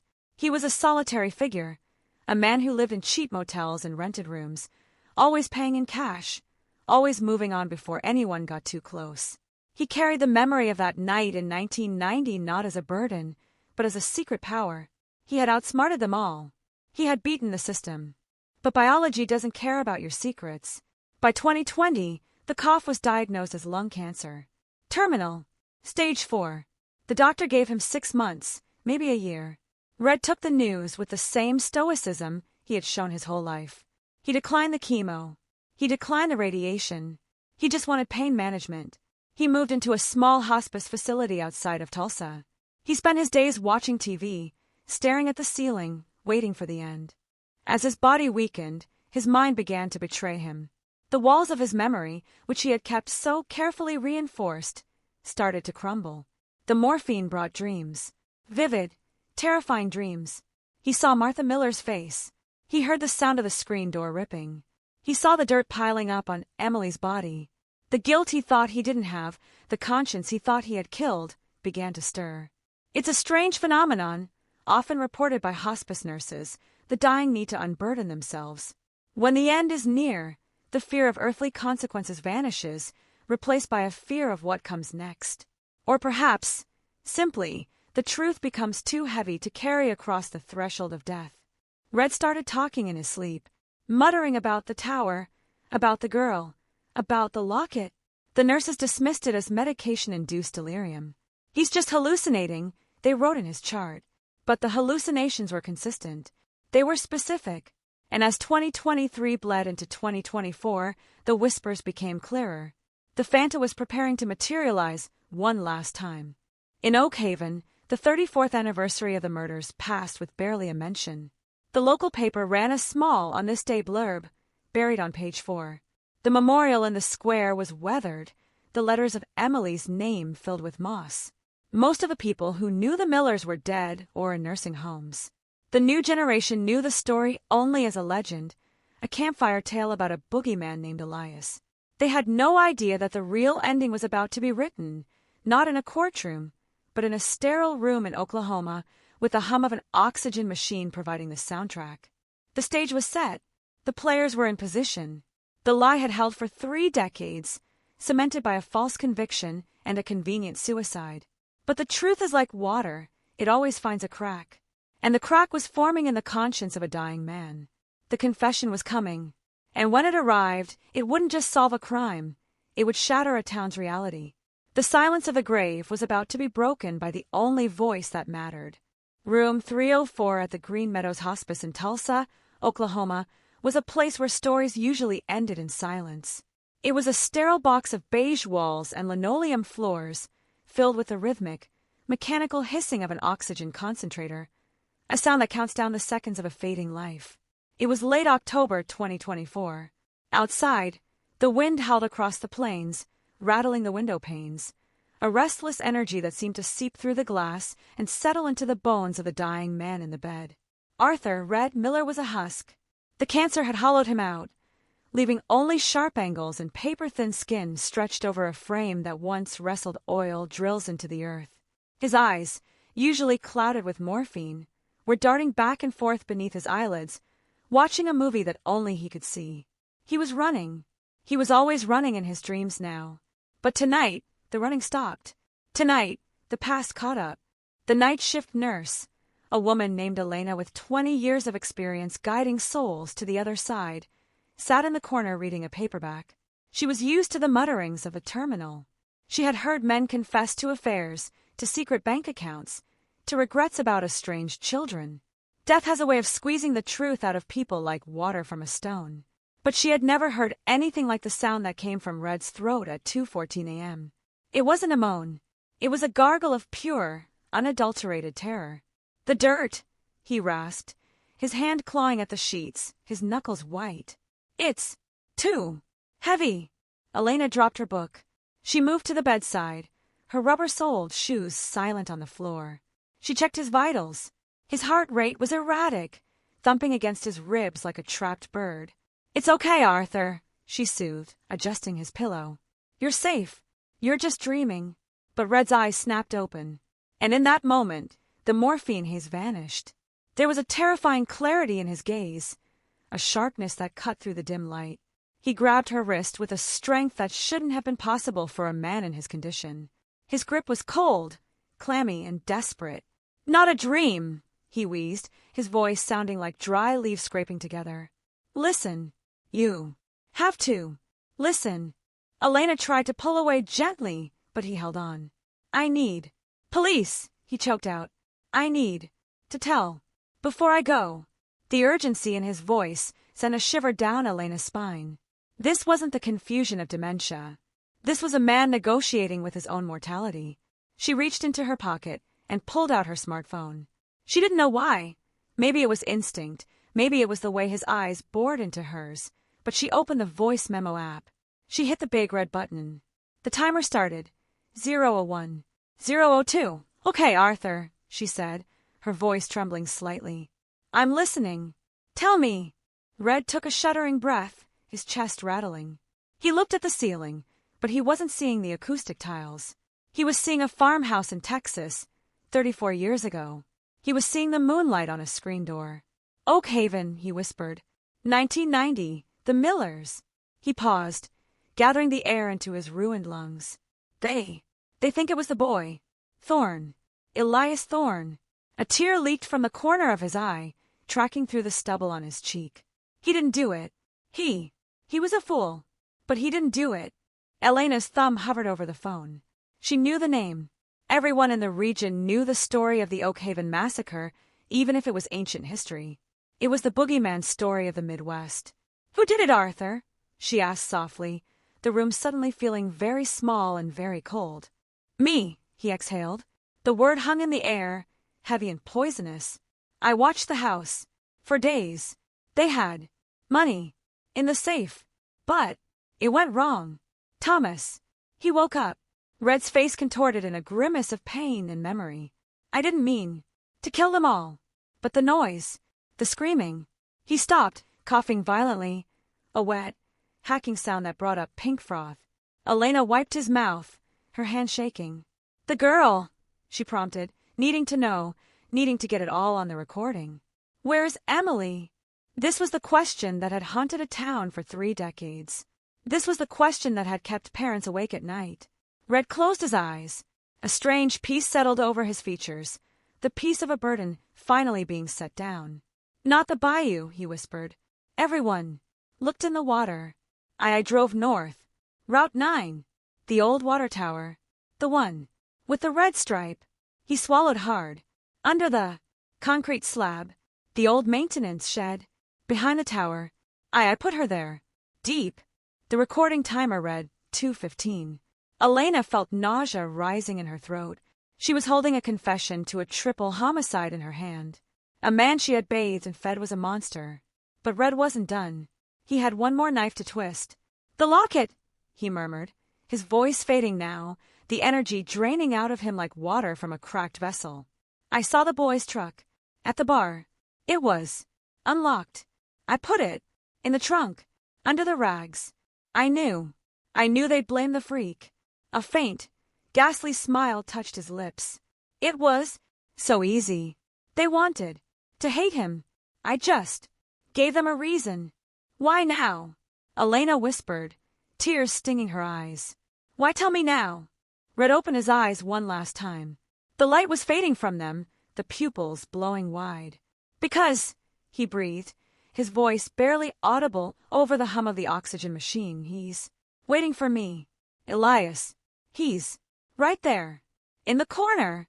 He raised a trembling finger, pointing at the empty shadows of the room. He wants his name back. And then the hand dropped. The chest stopped heaving. The rattle ceased. The line on the monitor went flat, a high-pitched tone that sliced through the silence. Arthur Red Miller was dead.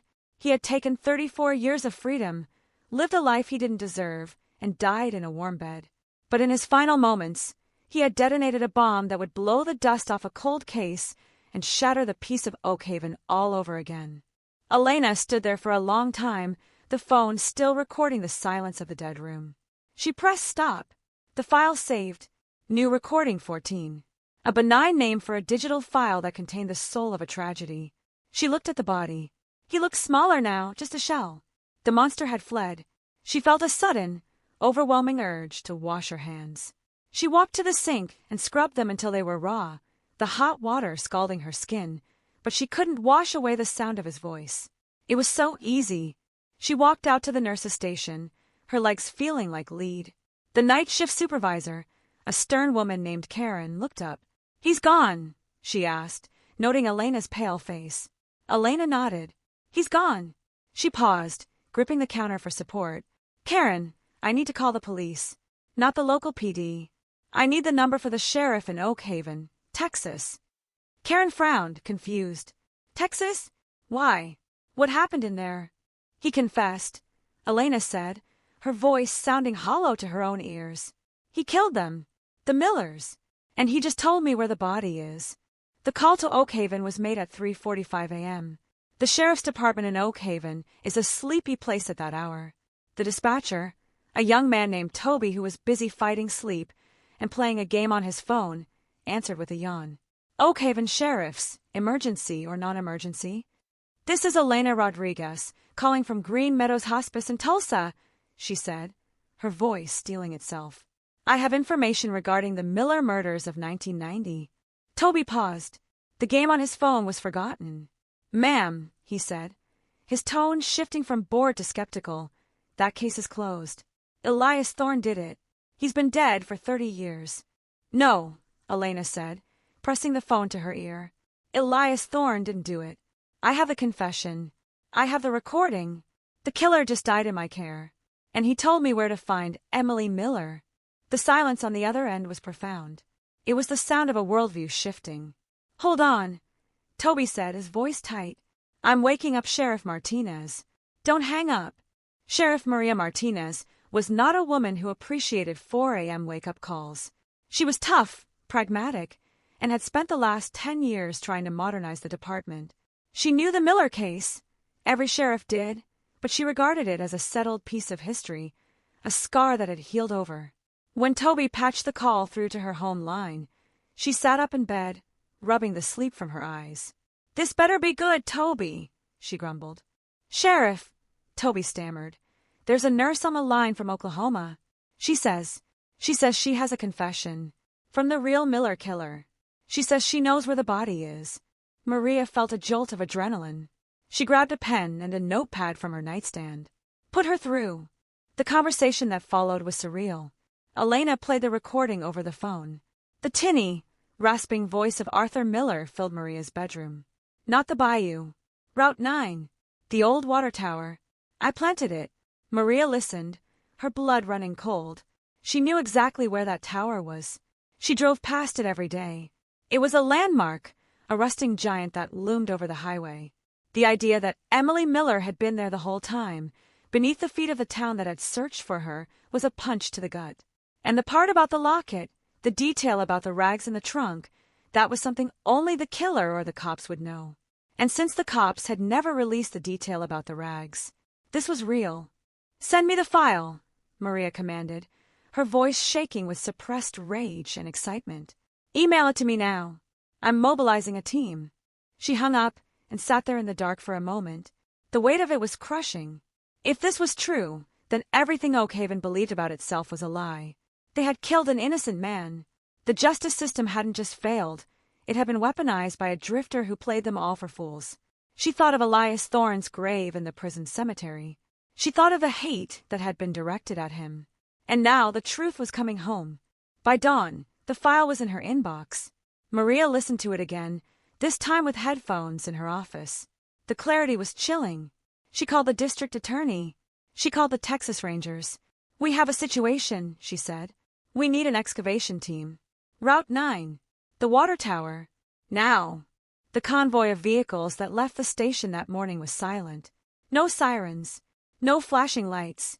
Just a grim procession of black SUVs and a heavy excavator on a flatbed trailer. They moved through the town like a funeral cortege. The town was waking up, opening shops, getting coffee, completely unaware that their history was about to be rewritten. The convoy passed the old Miller house, now painted yellow. It passed the feed store, and it turned onto Route 9, heading north, toward the rusty sentinel that stood against the blue Texas sky. As they approached the tower, Maria looked out the window. The structure was ancient, covered in graffiti, surrounded by overgrown brush. It looked abandoned, forgotten. But beneath that neglect lay the answer to the biggest question in the town's history. The excavator rumbled off the trailer, its metal tracks biting into the red dirt. The operator looked at Maria for the signal. She nodded. "Dig," she said. "Dig it all up." The bucket of the excavator hit the ground with a thud. The sound echoed across the empty fields. It was the sound of a seal breaking, the sound of a secret being ripped from the earth. The confession from the grave had traveled 300 miles, carried on a digital wave, to point a finger at this exact spot. And as the first scoop of dirt was lifted, Maria Martinez knew that she wasn't just digging for a body. She was digging for the soul of Oak Haven. And she was terrified of what she would find. Route 9 is a lonely stretch of asphalt that cuts through the northern scrublands of Oak Haven like a scar. It's the kind of road where the heat mirages dance on the horizon, blurring the line between earth and sky. On the morning of November 1st, 2024, the silence of this desolate landscape was shattered by the guttural roar of a diesel engine. A yellow excavator, its paint faded and chipped, sat like a prehistoric beast at the base of the old municipal water tower.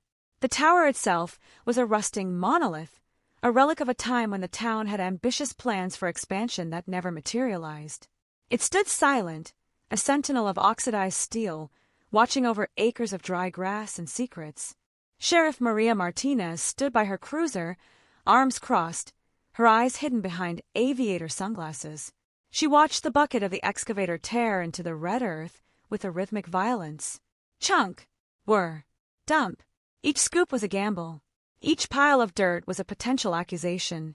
She had cordoned off the area with a perimeter of yellow tape that fluttered manically in the hot wind, a stark contrast to the muted browns and greens of the field. Her deputies, a mix of seasoned veterans and fresh-faced rookies, stood in a tight knot near the command trailer, their hands resting on their belts, their faces masks of tense anticipation. They knew what they were looking for. They knew the ghost they were trying to raise. The operator of the excavator, a man named Classic Texas roughneck named Gritty, worked with surgical precision. He wasn't just digging a hole, he was peeling back layers of time. The soil here was hard-packed, baked by decades of sun. It resisted. It fought back. As the hole deepened, the smell of damp earth began to rise, mixing with the scent of diesel and sweat. It was a smell that Sheriff Martinez associated with graves. She checked her watch. 10:42 a.m. They had been digging for 3 hours. Nothing but rocks and roots. "Anything," she crackled over the radio to the foreman down in the pit. "Negative, Sheriff," came the static-filled reply. "Just clay and limestone. We're down 6 feet." A seed of doubt began to sprout in Maria's stomach. What if he lied? What if Arthur Miller was just a dying man playing one last sick joke on the world? What if this was a wild goose chase based on the hallucinations of a morphine-addled brain? If they found nothing, she would be the laughingstock of the county. She would be the sheriff who dug up a water tower on the word of a dead drifter. But then she remembered the voice on the recording. The concrete slab. The old maintenance shed. She keyed the mic again. "Go deeper," she ordered, and moved toward the foundation of the old shed. He said it was near the slab. The excavator shifted, its tracks groaning. The operator swung the arm toward the crumbling concrete footprint of a building that had been demolished 20 years ago. He positioned the bucket and drove it down. The hydraulics whined. The ground shuddered. And then, a sound that stopped every heart in the vicinity. Clang. It wasn't the dull thud of dirt. It wasn't the crack of rock. It was the hollow, metallic ring of something man-made. "Stop!" The shout came from Deputy Jenkins, Sarah Jenkins, the rookie from 2002 who was now a senior investigator. She had been down in the pit, watching the soil like a hawk. She scrambled up the side of the excavation, waving her arms. "Shut it down! We hit something!" The engine died. The silence that rushed back and was deafening. The wind whistled through the legs of the water tower. Maria ran to the edge of the pit. "What is it?" she called down. Sarah was on her knees in the dirt, brushing away loose soil with gloved hands. "It looks like sheet metal," she yelled back. "Corrugated, like roofing." Maria's heart hammered against her ribs. Arthur Miller hadn't mentioned metal. But memory is a tricky thing after 30 years. "Get the shovels," she commanded. "Hand tools only from here on out. Nobody touches anything without my say-so." The next hour was an exercise in excruciating patience. A team of 4 deputies, sweating through their uniforms, carefully excavated around the object. It wasn't just a piece of scrap. It was a makeshift box, a coffin, improvised from old siding and what looked like a car hood. It was buried 8 feet down, deeper than a standard grave, protected by the overhang of the old shed's foundation. This wasn't a hasty dump. This was a concealment designed to last forever. As they cleared the dirt from the top of the structure, the reality of the situation settled over the group like a heavy blanket. This was it. This was the anomaly. Sheriff Martinez climbed down into the pit. The air was cooler down here, smelling of wet clay and rust. She looked at the crude metal sarcophagus. It was rusted through in places, holes gaping like sores.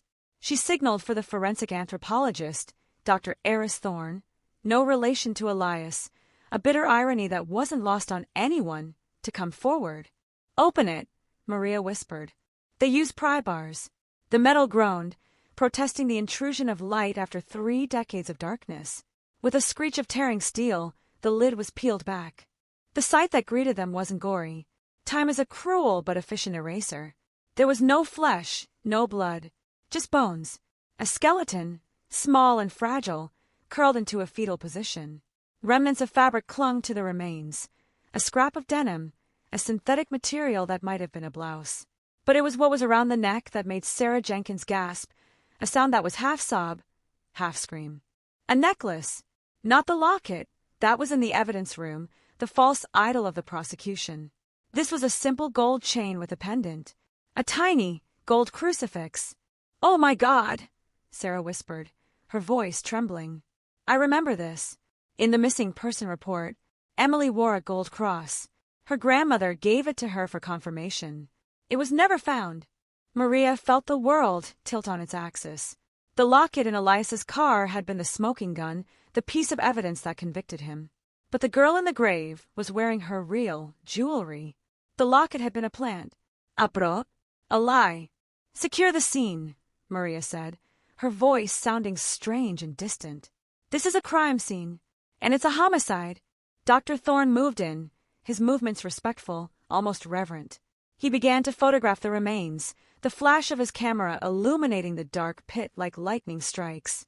Flash! Flash! Flash! Each burst of light revealed more details.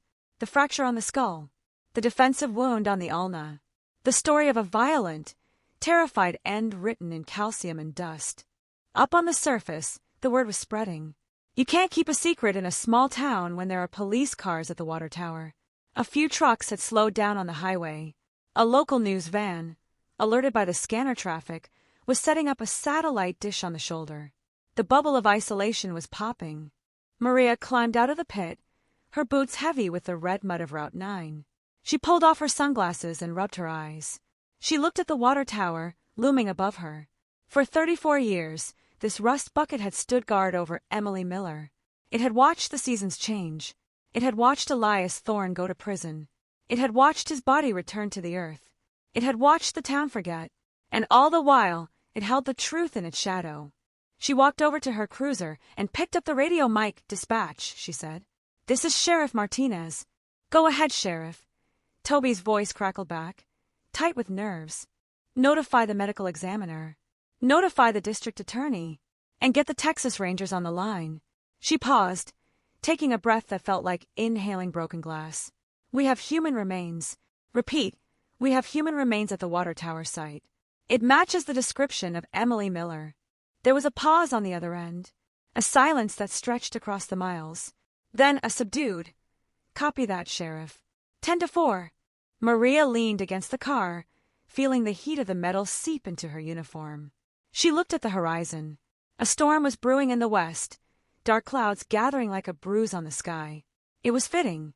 A storm was about to break over Oak Haven, a storm of guilt and recrimination.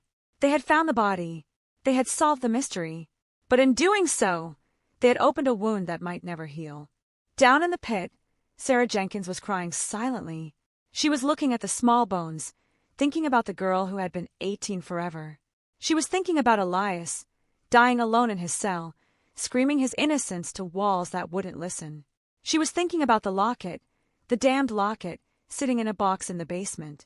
"We failed them," she whispered to the dirt. "We failed them both." Dr. Thorne looked up from his work. "We can't change the past, Deputy," he said gently. but we can write the correct ending. The excavation continued into the afternoon. They sifted every inch of dirt. They found a plastic hair clip, a decayed sneaker, fragments of a life interrupted.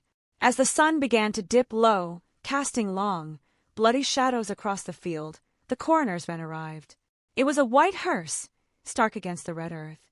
2 attendants, dressed in somber suits, descended into the pit with a body bag. Lifting the remains was a delicate, heartbreaking process. Bone by bone, Emily Miller was returned to the world of the living.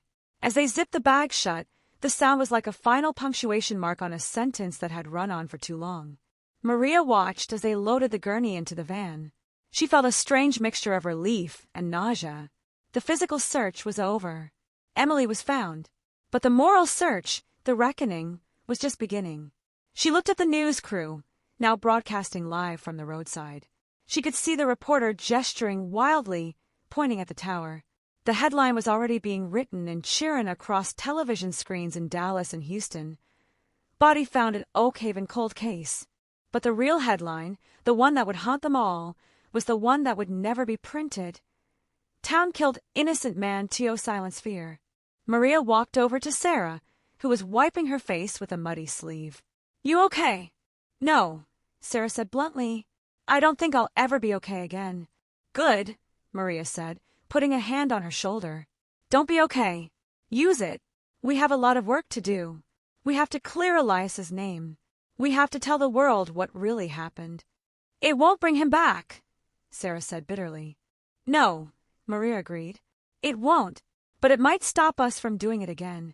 As the coroner's van pulled away, turning onto the highway and heading toward the county morgue, a single drop of rain hit the windshield of Maria's cruiser. Then another. The storm had arrived. The sky opened up, washing the red dust from the road, turning the excavation site into a muddy scar. It rained on the just and the unjust alike. It rained on the grave of Elias Thorne in Huntsville. It rained on the yellow house where the Millers had died. And it rained on the water tower, which stood silent and empty now, its duty finally discharged. The ghost of Route 9 was gone. But the ghosts of Oak Haven were just waking up. The storm that broke over Oak Haven on the evening of November 1st, 2024, wasn't just meteorological, it was a digital hurricane. By the time Sheriff Martinez's convoy returned to the station, muddy and grim, the news had already circled the globe. Breaking: remains found in 34-year-old cold case. The headline flashed across screens from Tokyo to London, a neon pulse of morbid curiosity. But in Oak Haven, it wasn't curiosity, it was a seismic shock. The town square, usually deserted after sunset, was filled with people standing in the rain, staring at the courthouse as if the building itself had betrayed them. They weren't angry yet. They were stunned. They were processing the impossible. Emily Miller had been right under their noses, and Elias Thorne had died for nothing. Inside the sterile, white-tiled morgue of the county hospital, Dr. Eris Thorne, the forensic anthropologist who had pulled Emily from the earth, was working with a kind of sacred focus. He knew the stakes. This wasn't just an identification, it was an exoneration. He laid the bones out on the stainless steel table, recreating the skeleton of the girl who had vanished. The fractures told a brutal story: blunt force trauma to the skull, defensive wounds on the forearms. But it was the teeth that would seal the deal. Dental records from 1990, preserved on microfiche, were pulled. The comparison was meticulous. At 8:42 p.m., Dr. Thorne stepped out of the exam room and into the waiting area where Sheriff Martinez and District Attorney Sterling, the son of the man who had convicted Elias, were pacing. Thorne looked tired, his eyes red-rimmed. "It's her," he said simply. "The dental match is perfect. And the gold cross, it's inscribed, 'To Emily, with love, Gran.'" The confirmation hit the room like a physical blow. Sterling, a man who had built his career on his father's legacy, slumped into a chair. "My God," he whispered. "My father. He sent an innocent man to die." Martinez didn't offer comfort. She didn't have any to give. "We have to announce it," she said, her voice hard. "Now. Tonight. The rumors are already out of control." The press conference was hastily arranged on the steps of the sheriff's department. The rain had slowed to a drizzle, but the air was electric. Microphones from every major network were jammed onto the podium. The glare of the camera lights turned the night into a harsh, artificial day. Martinez stepped up to the mic, her uniform crisp, her face unreadable. She didn't look like a small-town sheriff anymore. She looked like a woman at war with history. "Ladies and gentlemen," she began, her voice echoing off the brick buildings. "Tonight, we can confirm that the remains found at the water tower on Route 9 are those of Emily Miller." A collective gasp went through the crowd of reporters. "Furthermore," she continued, looking directly into the cameras, "evidence recovered at the scene, specifically personal items belonging to the victim, contradicts the narrative that led to the conviction of Elias Thorne in 1990. She paused, letting the weight of those words sink in. "We have reason to believe, based on a confession obtained from a dying man in Oklahoma, that Elias Thorne was innocent." Pandemonium. Reporters shouted questions over each other. Who was the real killer? Why did it take so long? Will the Thorne family sue? Martinez held up a hand. "The real killer has been identified as Arthur Red Miller. He died yesterday in hospice care. He confessed to planting the evidence that convicted Mr. Thorne." The news cycle exploded. Within minutes, Elias Thorne innocent was trending worldwide. The internet, that vast, chaotic jury, turned its fury on Oak Haven. Comments poured in. Justice for Elias. Small-town corruption. They murdered him. The town became a pariah. The narrative of the wholesome American community was shredded. Oak Haven was no longer the victim, it was the villain. But the real reckoning was happening in the living rooms of Oak Haven itself. Families sat in silence, watching their own sheriff tear down their reality. The older generation, the ones who had sat on that jury, who had spat at Elias's transport van, who had nodded grimly when he killed himself, felt a cold sickness in their guts. They remembered the certainty they had felt, the absolute moral clarity. He's a monster. He has to die.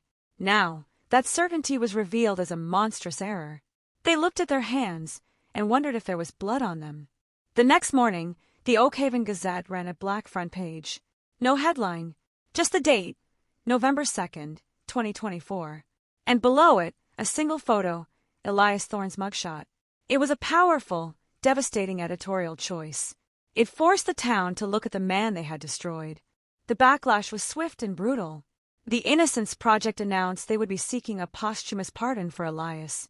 Civil rights groups planned a march on the courthouse. But the most poignant reaction came from an unexpected source, the Miller family. Emily's cousins, now in their 40s, released a statement.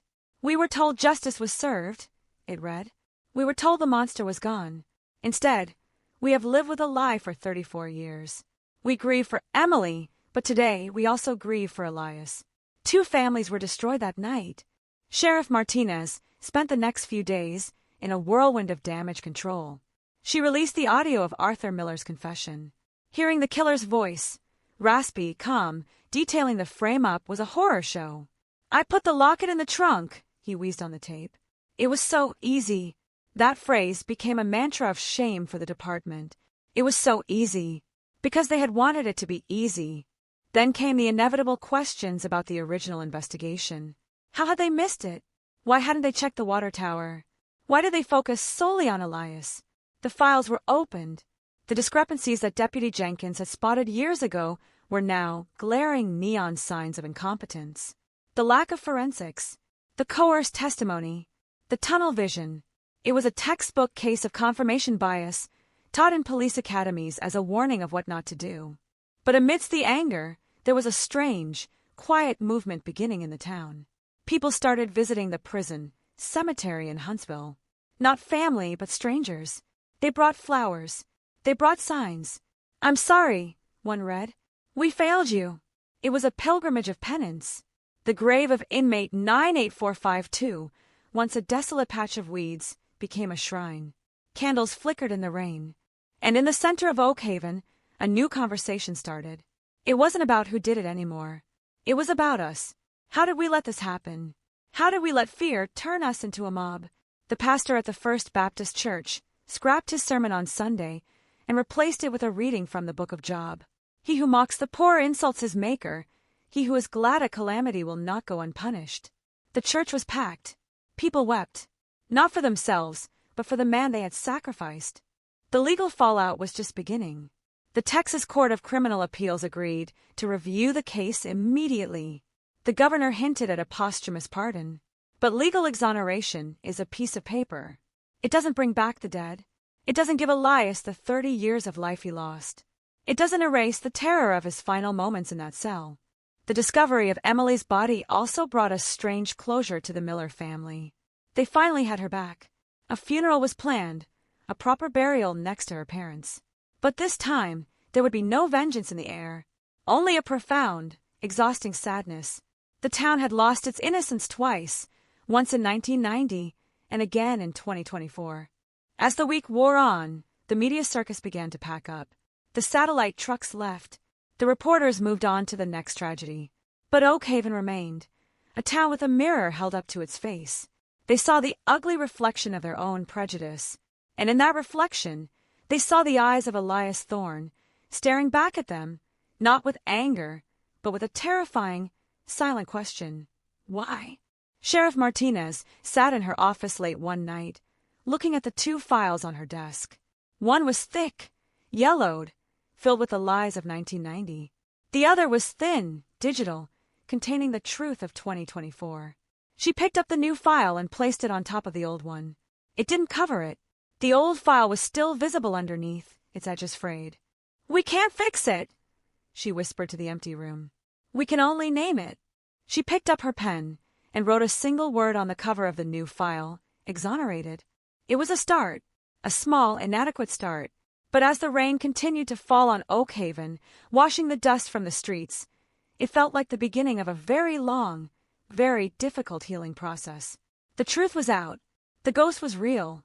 And now, the living had to learn how to live with the dead. November in Texas usually brings a reprieve from the heat, a softening of the harsh edges of the landscape.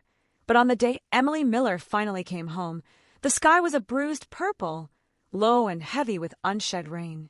It was a Tuesday, typically a day of commerce and routine, but Oak Haven had suspended all business. The closed signs hanging in the shop windows on Main Street weren't just for the funeral. They were an admission of a collective pause, a town holding its breath in penance. The bells of the First Baptist Church began to toll at noon. Not the bright, hopeful peal of a wedding, but the slow, rhythmic thud of a mournful heartbeat. 1, 2, 3, counting up to 34. One for every year she lay in the cold ground beneath the water tower while the world above her forgot. The sanctuary was packed. In 1990, the funeral for Thomas and Martha Miller had been a spectacle of shock, a town rallying around a tragedy. Today, the funeral for their daughter was a requiem for a lost innocence. The pews were filled with faces that had aged, gray hair replacing the dark, wrinkles mapping the decades of silence. Sheriff Maria Martinez sat in the back row, her uniform pressed, her hat in her lap.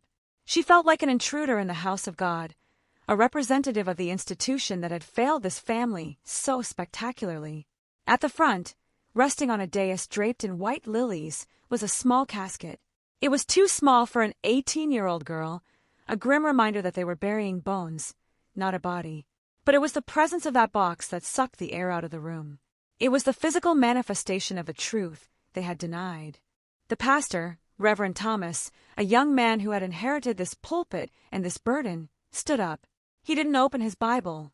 He just looked out at his congregation, his eyes wet. "We come here today," he began, his voice trembling slightly in the microphone, "not just to commit a sister to the earth, but to confess. We confess that we were blind. We confess that we let fear dictate our justice. We ask forgiveness from Emily, who waited so long to be found. And we ask forgiveness from the man we wrongly condemned." He didn't say Elias's name. He didn't have to. The name was screaming in the silence between his words. A woman in the third pew, Mrs. Gable's daughter, stifled a sob. Her mother's testimony had been the nail in Elias's coffin. The guilt in the room was palpable, a heavy fog that clung to the stained glass and the polished wood.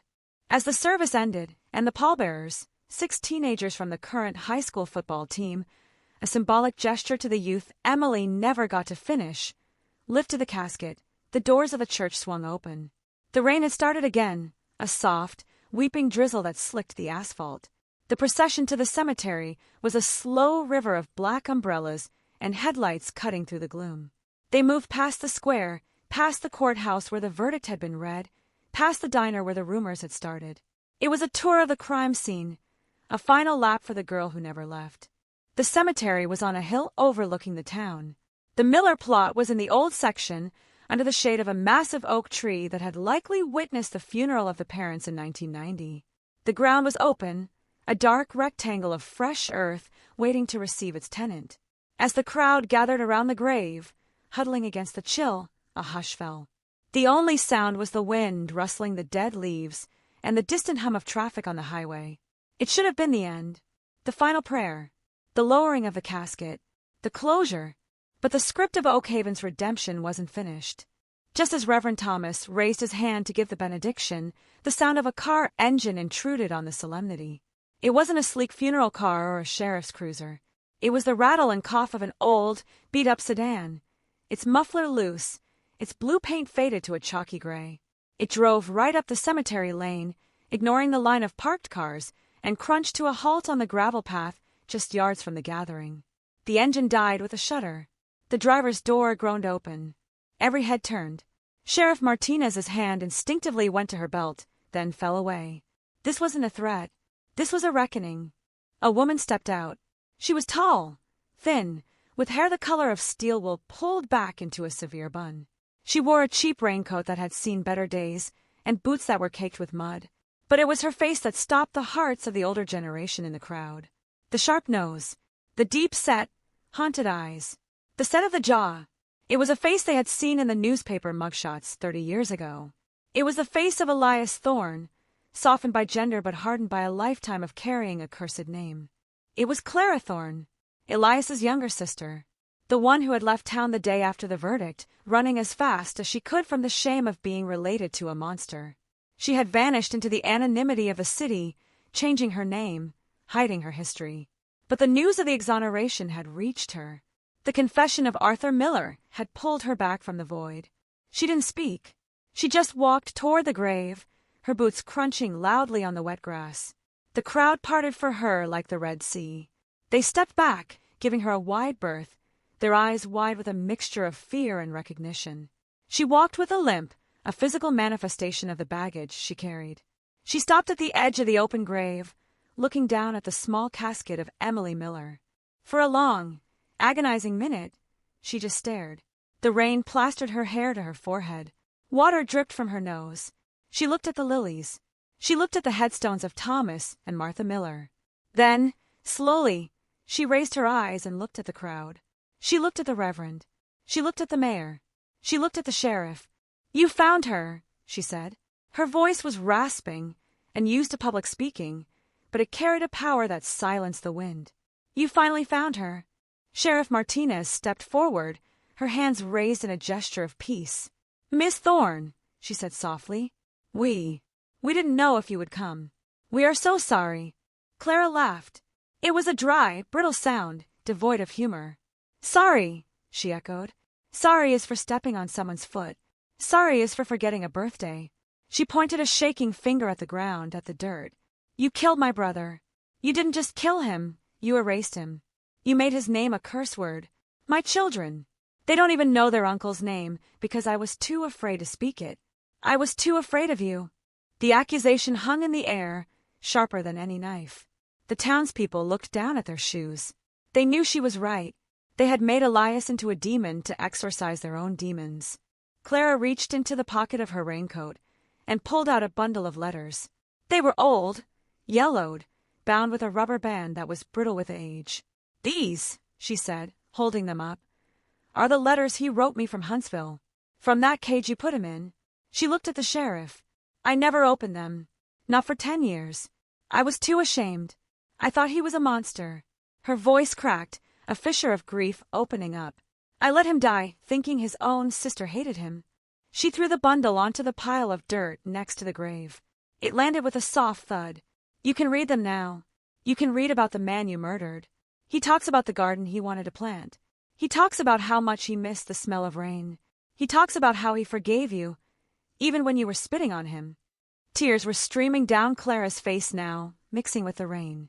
"You have Emily back," she whispered, her voice dropping to a hiss. "You have your closure. You can sleep at night now. But where is my brother? She turned to face the sheriff directly, her eyes blazing. He is in a numbered grave in a prison swamp. He is lying in the ground next to rapists and murderers. He is alone. She took a step closer to Martinez. I want him back. I want him out of that place. I want him brought home. The demand hit Martinez like a physical order. It wasn't a request. It was a mandate. The moral debt Oakhaven owed to the Thorne family was insurmountable, but this was the first installment. We will, Martinez said, her voice steady. I promise you, Miss Thorne, we will bring him home. We will give him a proper burial. Here, in Oakhaven. Clara looked around the cemetery. Here, she scoffed. In this ground, next to the people who cheered when he was sentenced. She shook her head. No, I don't want him here. I want him on the hill, by the old farmhouse where we grew up. The place you all call the shack. That was his home. That was the only place he was ever safe from you. She turned back to the grave of Emily Miller. She reached out and touched the mahogany wood of the casket, her fingers tracing the grain. It was a gesture of profound grace. Two victims, separated by 34 years, finally meeting. Rest now, girl, Clara whispered. It wasn't your fault either. Then, without another word to the living, Clara Thorne turned and walked away. She didn't look back. She walked back to her beat-up car, the crowd still parted in stunned silence. She got in, the door screeching shut. The engine coughed to life. And as she drove away, descending the hill, the exhaust smoke mingling with the mist, the people of Oakhaven realized that the funeral wasn't over. It had just begun. Reverend Thomas cleared his throat. He looked at the bundle of letters sitting on the dirt. He looked at the sheriff. I think, he said quietly, we have more work to do. The burial of Emily Miller proceeded, but the atmosphere had shifted. The prayers felt hollow. The hymns felt thin. As the earth was shoveled onto the casket, the sound was no longer just the sound of burial, it was the sound of a clock ticking. The town had buried one ghost, but they had woken another. Elias Thorne wasn't just a memory anymore. He was a presence. He was a demand. And he was waiting in Huntsville. Sheriff Martinez walked over and picked up the bundle of letters. The paper was damp from the rain. She could see the handwriting through the envelope, jagged, desperate, pencil scratches. To Clara. Please read. She tucked them into her jacket, next to her heart. She knew what she had to do. The investigation into the murder was closed. The investigation into the miscarriage of justice was just opening. She pulled out her phone and dialed the district attorney. Sterling, she said, her voice hard as flint. Get the paperwork started. We're going to Huntsville. We're getting an exhumation order. Maria, Sterling's voice came back weary. The state drags its feet on these things. It could take months. I don't care if I have to dig him up with my bare hands, Martinez snarled, watching Clara's car disappear around the bend. He's coming home, and the state of Texas is going to pay for the hearse. The rain began to fall harder, washing the cemetery in a gray curtain. The mourners began to disperse, heads down, moving quickly to their cars. They wanted to get away from the accusation in Clara Thorne's eyes. They wanted to go back to their warm houses and pretend that the past was dead. But the mud on their shoes would remind them. The news reports would remind them.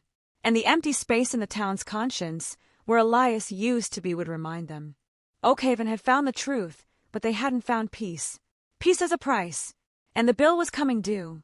The image of that woman, standing alone in the rain, defending the memory of a man the world had thrown away, burned into the retina of the town. It was the most shaming moment in Oakhaven's history, and it was the necessary fire that would burn the corruption away. As night fell over the cemetery, the fresh mound of earth over Emily Miller glistened in the moonlight. But miles away, in a prison graveyard, another mound lay in darkness, waiting. The story wasn't about the killer anymore. It was about the victim, everyone forgot, and his voice, preserved in those damp letters in the sheriff's pocket, was about to be heard for the first time. The ledger was cold in Ramirez's hands, a heavy block of bound paper that felt less like evidence and more like a tectonic plate shifting beneath the very foundation of the city. As the FBI's evidence response team descended on K Street, their white suits ghostly under the harsh floodlights, the perimeter was pushed back 3 blocks.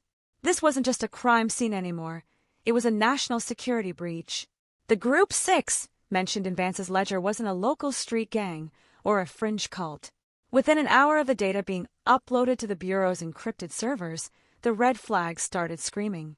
Group 6 was an experimental counterintelligence cell from the late 60s, a ghost unit that was supposed to have been purged after the fall of Saigon.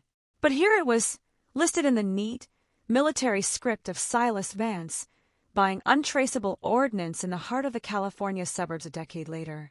The name on the city council, Councilman Richard Sterling, sent a shockwave through the precinct that nearly leveled the building. Richard wasn't just Arthur Sterling's cousin. He was the man who had championed Arthur's exemplary service record during the initial cold case inquiry. He was the golden boy of local politics, the man who shook the hands that held the purse strings. Ramirez stood in the middle of the chaotic command center, watching the realization dawn on his colleagues' faces. The betrayal didn't stop at the badge. It went to the ballot box. Arthur hadn't just been a serial killer. He had been the enforcer for a shadow government that traded in blood and black market steel.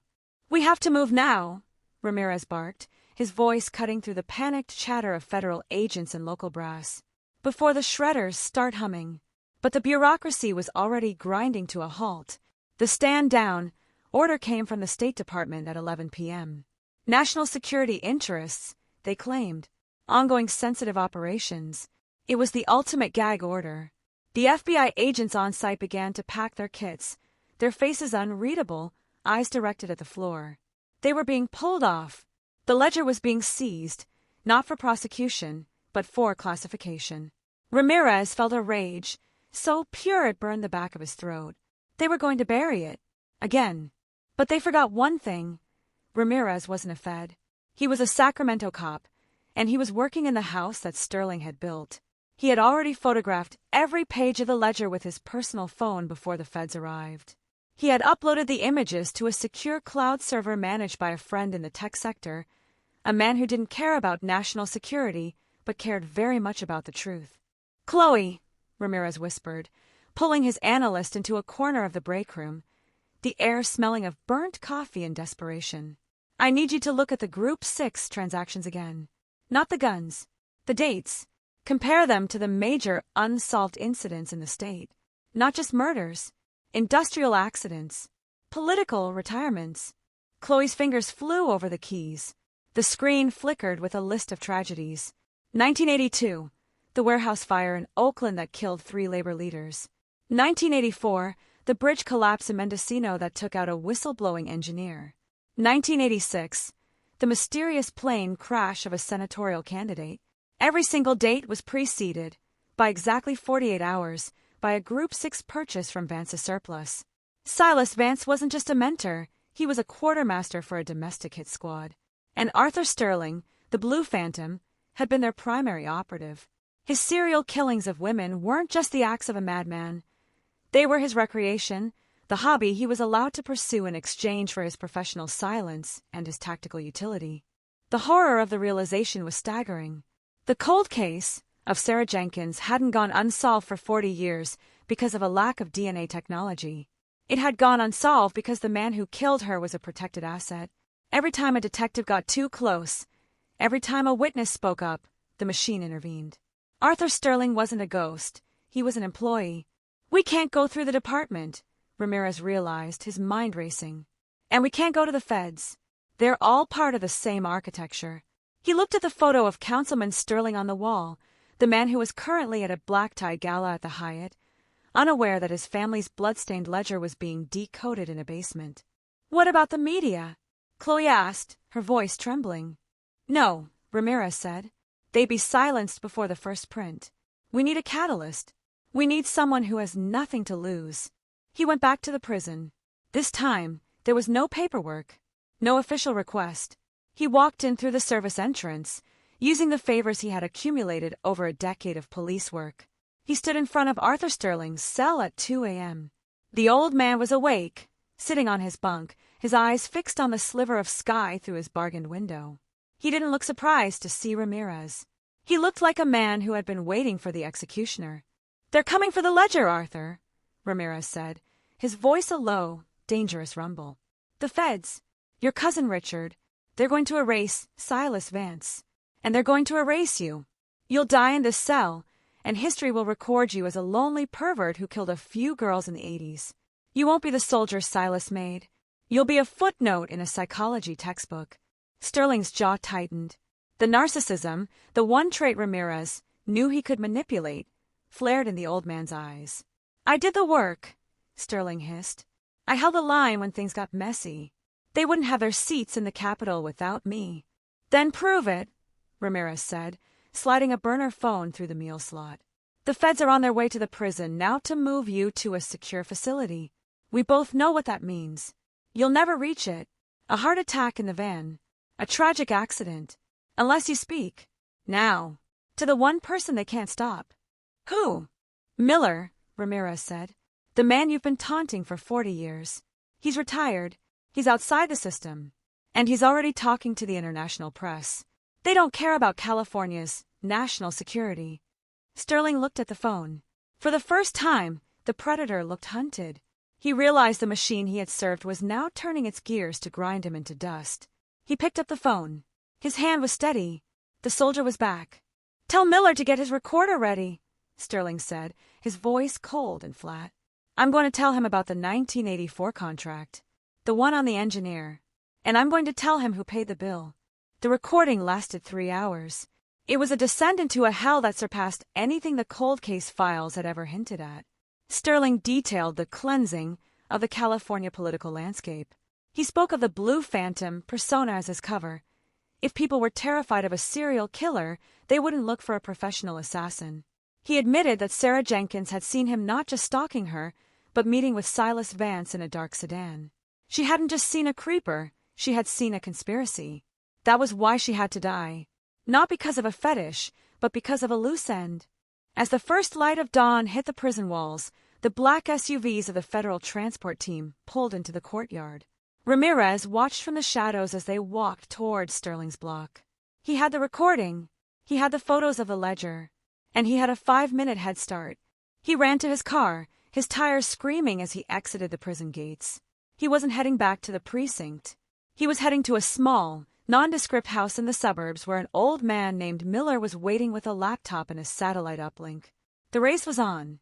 The cold case was about to become a burning case, a firestorm that would consume the gold of the Golden State and reveal the charred bones of the empire underneath.